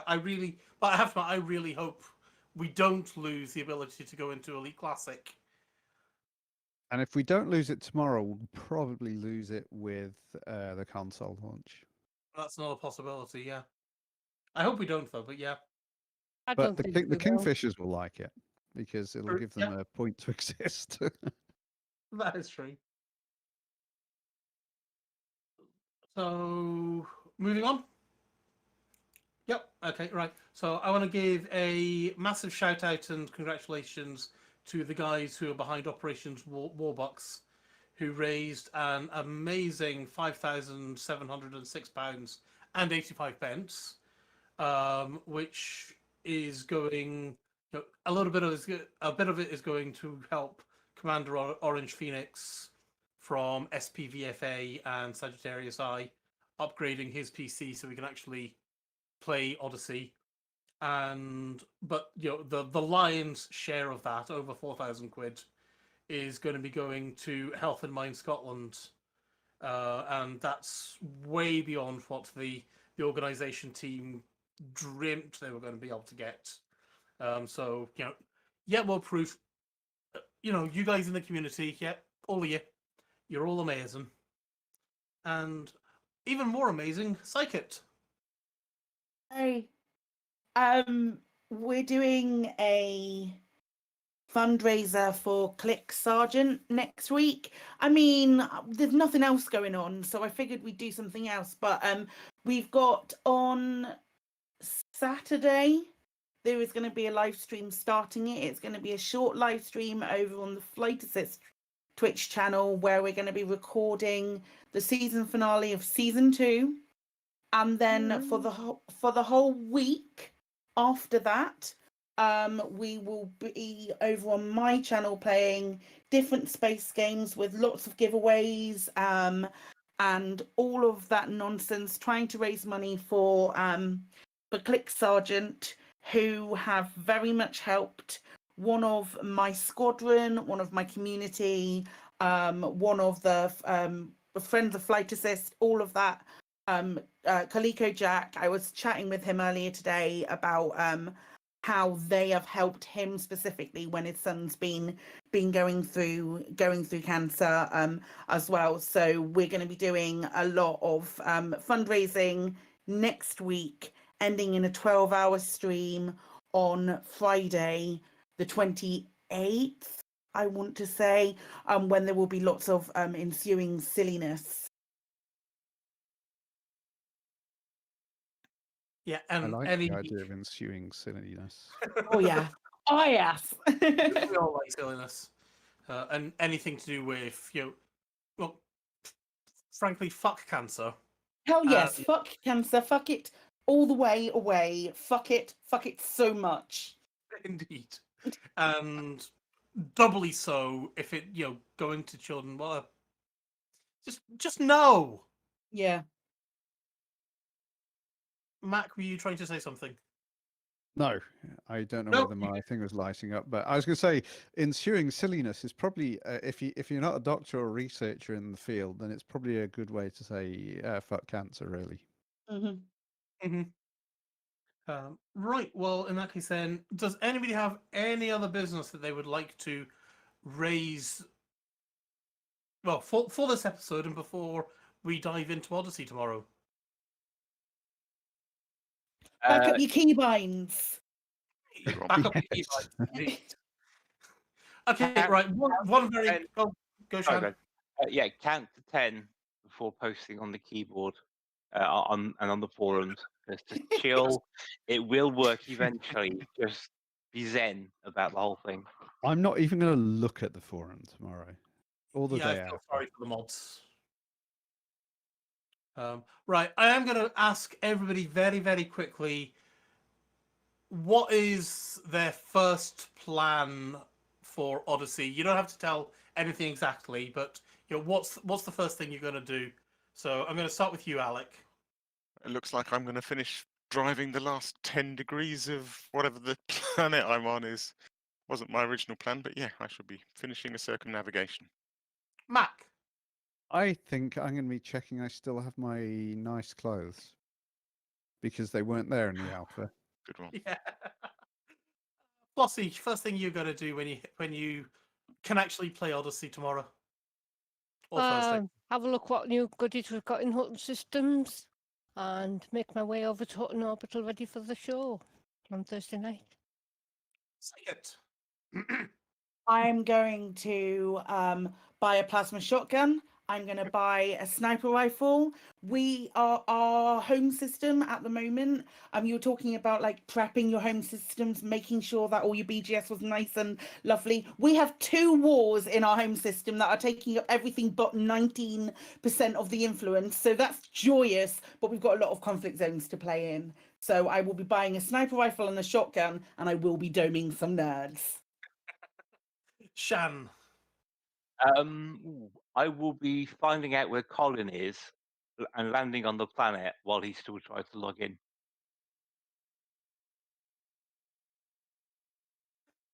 I'm going to be in the Sol system, and then I will be leaving the Sol system, and I think that's about all I'm going to say for my plan. Chris, I'm going to very quickly bring you in here if you want. Do you have any plans for your initial thing to do in Odyssey? Oh, thanks for bringing me in. I've got no idea. I think I'm going to try and visit some of the bases in my little home system, have a little look about. I've not done any of the exploration mechanics in the alpha, so I'm wanting to have a little go at them. Right. Well, we're going to quickly move on to the question that we brought this up last week when we were asking about the achievements. I don't actually see the question that Colin's raising here. So it's basically we found a bunch of Xbox achievements, and there's some nice ones like I'll drive 500 miles, and I'll drive 500 more. I did find it quite interesting that only 1% of all Xbox commanders have driven 1,000 miles. That doesn't surprise me very much. But what I did find even weirder, though, is only 35% of people have actually created a commander. Yeah, and I don't get if that's like using HoloMe or is it logging in or what. That I really imagine that's got to be a HoloMe thing, hasn't it? I don't know. Yes, why would you download the game and not even start it? It has to be Hollow. Now, this one probably shouldn't surprise anybody, but 96% of people have destroyed another ship. And 45% of people have actually bought a new ship, so that's not so bad. And then we're back down to 4% of folks have won a CQC match. So I don't know what this was doing in the question section, but I think I'm going to raise the question for, if the community want to tell us the first thing they're going to do or the first thing that they did do in Odyssey, I should say, then get in touch with us on the forum, send us an email to info@laveradio.com, send us a tweet or whatever, let us know what things you want to do when you first get in game. Let us know what thing you did do when you get in game, depending on when you actually listen to this. So I think we're approaching the end of the show. Does anybody have anything else before I flick into the outro business? And I'm going to assume that silence is a no. In that case, then, yeah. A second prize draw. I was very carefully dotting the dot system. But I did have one other thing I suddenly thought I was going to do in Odyssey, and it's a nice opportunity for shout out. I shall be jumping straight into Odyssey to film episode 1 of Rebuy Unlimited. Woohoo! Yay! I'm so excited. Yeah, I enjoyed the trailer of that. I think we'll discuss how we're going to release the second prize draw, and we'll get that arranged this evening off air, and we'll send out tweets and Facebook messages about. Actually, no, we can't do that, can we? Okay, right. We can't. We were going to guess the weight of Dave's hair. Apparently, there are technical problems with that. I don't Yeah, quite there's understand them. issues about that. Okay, Chris is saying we can add it to the podcast off air. So I need everybody to come up with ideas of how we're going to do the second prize draw before they all run away for the evening, if you could, please. And we'll discuss that off air, and I'll move on with the outro of the show and take this train wreck to bed. So, our sister station, Hustle Orbital Radio, they broadcast on Thursdays from 8:30 UK time, obviously, because they're mostly in the UK too. And you can tune in and listen to them and watch them on twitch.tv/HustleOrbitalTruckers. And if you're wanting just to listen to them, then you can listen to them on radio.forthemug.com. For the discerning commander who likes to spot a CQC action, check out the CQC Discord at discord.me/EliteDangerousCQC. We also have loads of shout-outs to all the awesome podcasts and our podcasty content creators who have appeared. We've got the Loose Screw guys, the Elite Week, Flight Assist, who you might have heard of. We've got the Elitacast for anyone who speaks Spanish. You've got Canon Podcast. You've got the Fatherhood Podcast. We've got the Squeaking Fuel, System Chat, Guard Frequency. They've been doing lots of fun doing EDRPG things of late. And this one that Colin can never pronounce, but I'm going to go with Algorab AM, an Elite Dangerous podcast. You can find all them on your podcatcher of choice. For those of us who want a bit of literary discussion in our lives about sci-fi and fantasy books, please subscribe to the Data Slate podcast created by Station Commander Alan Stroud. After the show, we'll be having Galnet News Digest, as provided by the awesome Commander Wotherspoon and Beetlejude. Actually, Beetlejude did go and raise a good point during the show when I said I was all flustered at Flossy, and she's saying I got flustered, and I thought that was very apt. So finally, I want to thank everybody who's joined us on Twitch chat, and I believe Miggles and Mac joined me in game, but then when Colin appeared, I had to essentially go and start ignoring them in game. So sorry about that, guys. And finally, we want to thank Commander Tokoso, who created the music for the introduction of the show. It's awesome. I'll also thank actually Scott Cleverdon, who did the speaky bit at the start of our totally and utterly not Babylon 5's inspired intro.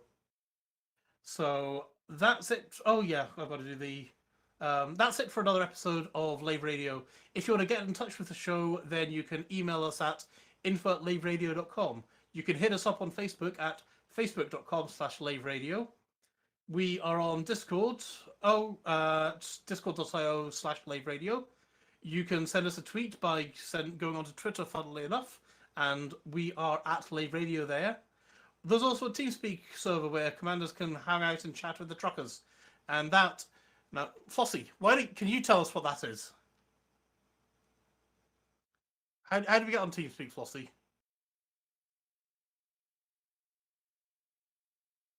Sorry, what was that? How did you get on TeamSpeak?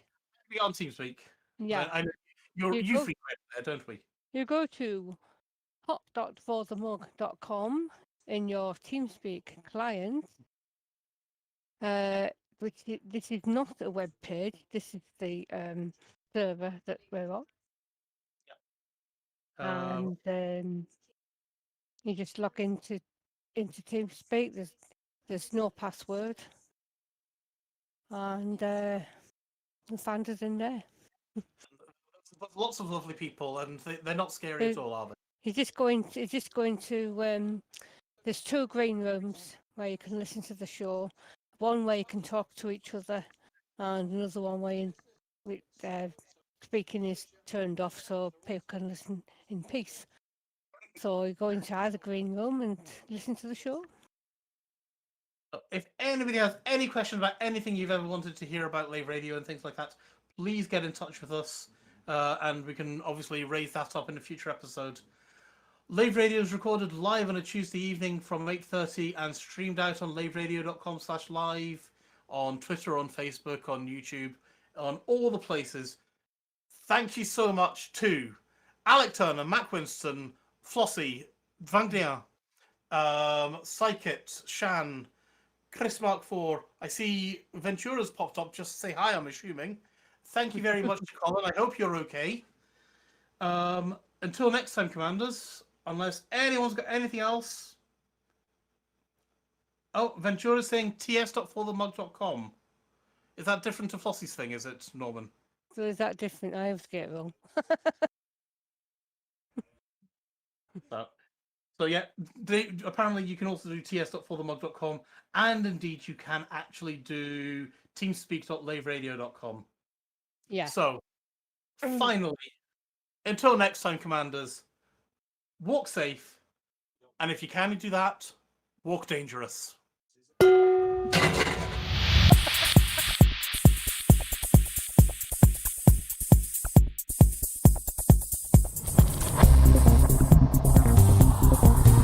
Is your life like this?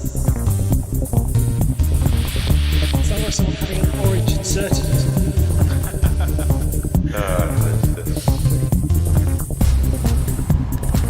Need a safe word. Space can be done.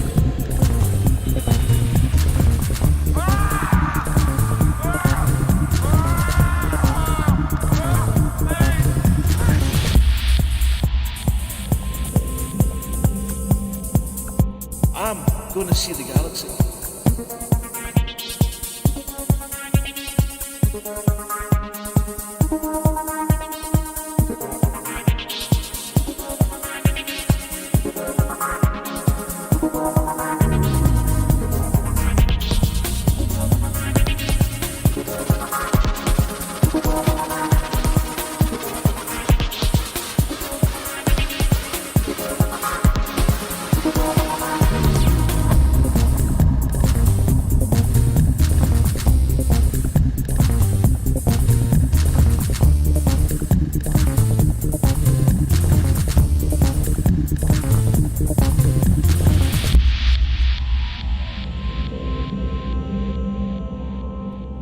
Ah, damn it.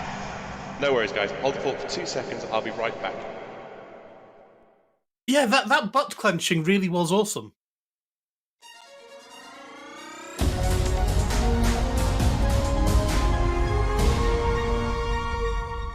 Galnet News Digest, 18th of May, 3307. We read the news so you don't have to. In this week's news, Tharg gets a kick in the coal sack. Data mined snake conceptions. Biowaste bonanza. Total ship recall.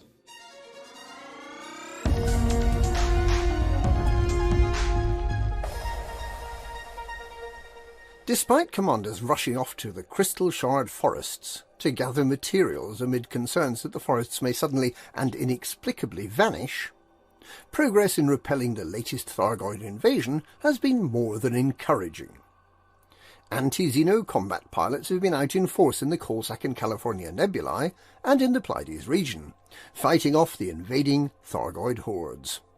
Tharg the Mighty's tentacles have already been eliminated from Muska Dark region PJ-PB6-1, where can be found the Alliance regional headquarters Beatoncourt base, and from Kelano, wherein lies Artemis Lodge. 2 of the systems in the Coalsack Nebula still have a massive Thargoid presence, but everywhere else, deep inroads have been carved into the Thargoid battle fleet, with an expectation that at least 2 starports will be under repair late this week. Meanwhile, huge numbers of starport workers from the 10 damaged stations have been evacuated to a nearby rescue ship by commanders with passenger cabins and heat sinks. There's some concern that changes being made to the galaxy later in the week may have an impact on future progress towards driving the Thargoids out of the remaining systems, but Aegis remains confident that commanders will complete the task that they've started, and that the Thargoid presence will have been totally eliminated by the end of the month.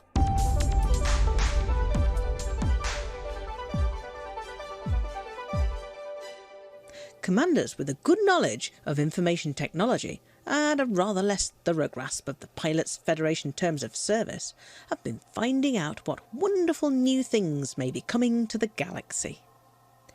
Galnet News Digest pays no attention to such nonsense, preferring instead to speculate wildly and without any basis in fact.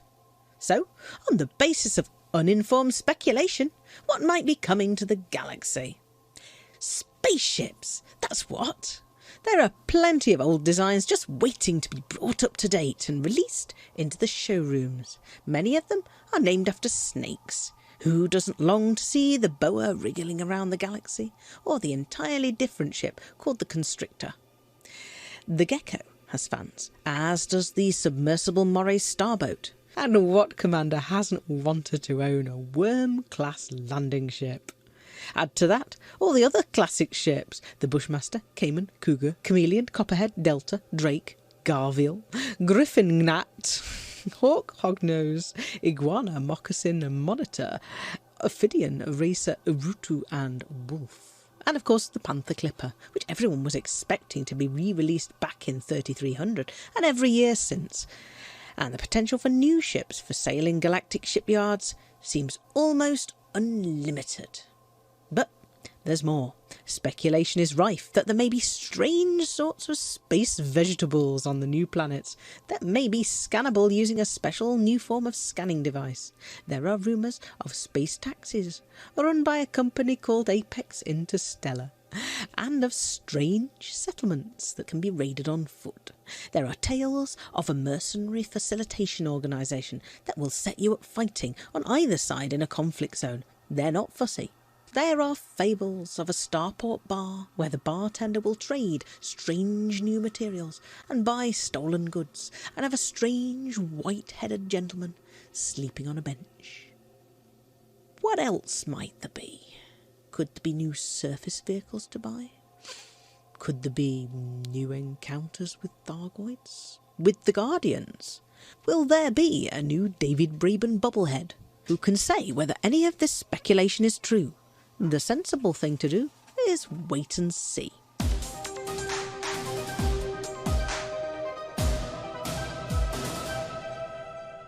The Alliance's decision to hold the Prime Ministerial election on a Thursday can only mean one thing. Pilots Federation members will be asked to help out in some way. But how? Bringing in the ballot boxes, perhaps? Ferrying foodstuffs and beer to the ballot counters? Taking sides in a civil war that breaks out when Maan is inexplicably re-elected despite his distinctly beige credentials? Or will it be something more exciting? If Maan gets the shove, will Nakato Kane take over not only the post of Prime Minister, but also Maan's power play responsibilities? Will the utterly useless mining lance be replaced by a new weapon, sponsored by power play leader Prime Minister Nakato Kane? And if so, what form will it take? What sort of weapon would fit the current Alliance zeitgeist? Galnet News Digest believes it may have stumbled upon the answer earlier in the week. Nakato Kane's special power play weapon will be a giant trebuchet that can be fitted atop any Lakon Spaceways ship. The Alliance Shitslinger launches a huge gobbet of ordure towards enemy ships, covering the cockpit viewing screen, fouling the thermal radiators, and clogging up the hardpoints. A fully functioning enemy ship can be turned into an entirely non-functional brick with one well-aimed shot. The community goal will be to source and supply as much bio-waste as possible to fuel this new miracle weapon. And when the goal is reached, enemy pilots had better watch out. Commanders pledged to Nakato Kane who earn this new weapon will soon have them shitting bricks.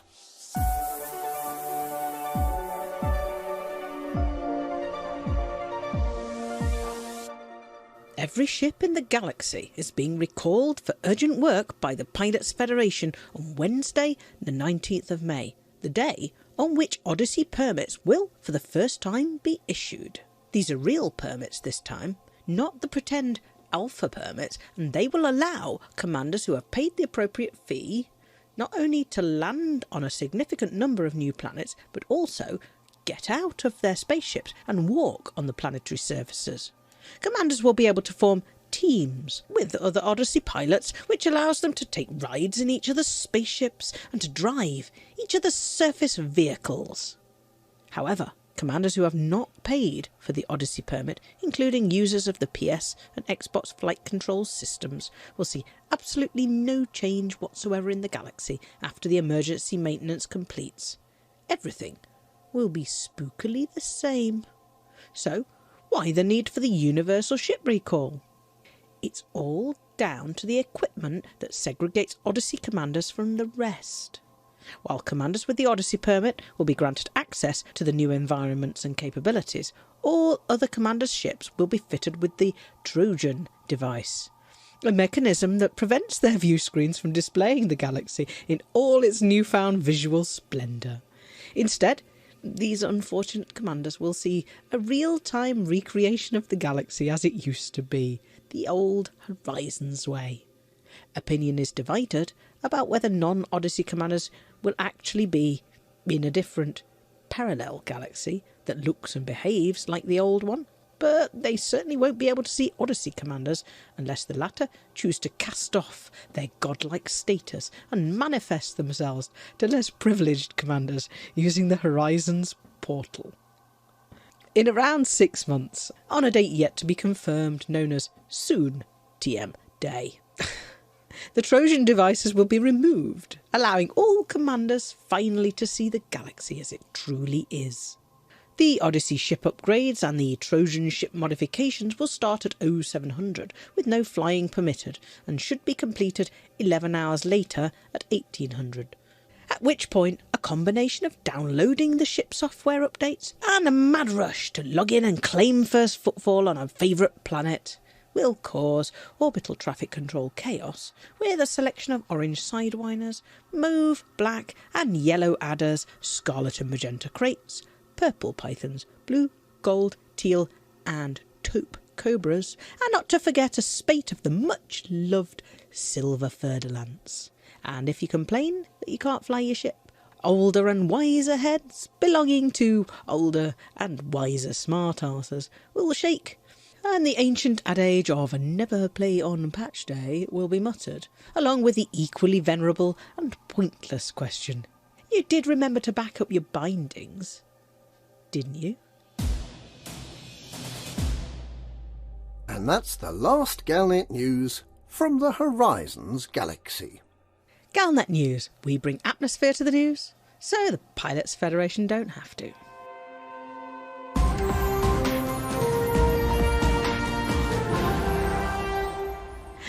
Never listen to a smartass.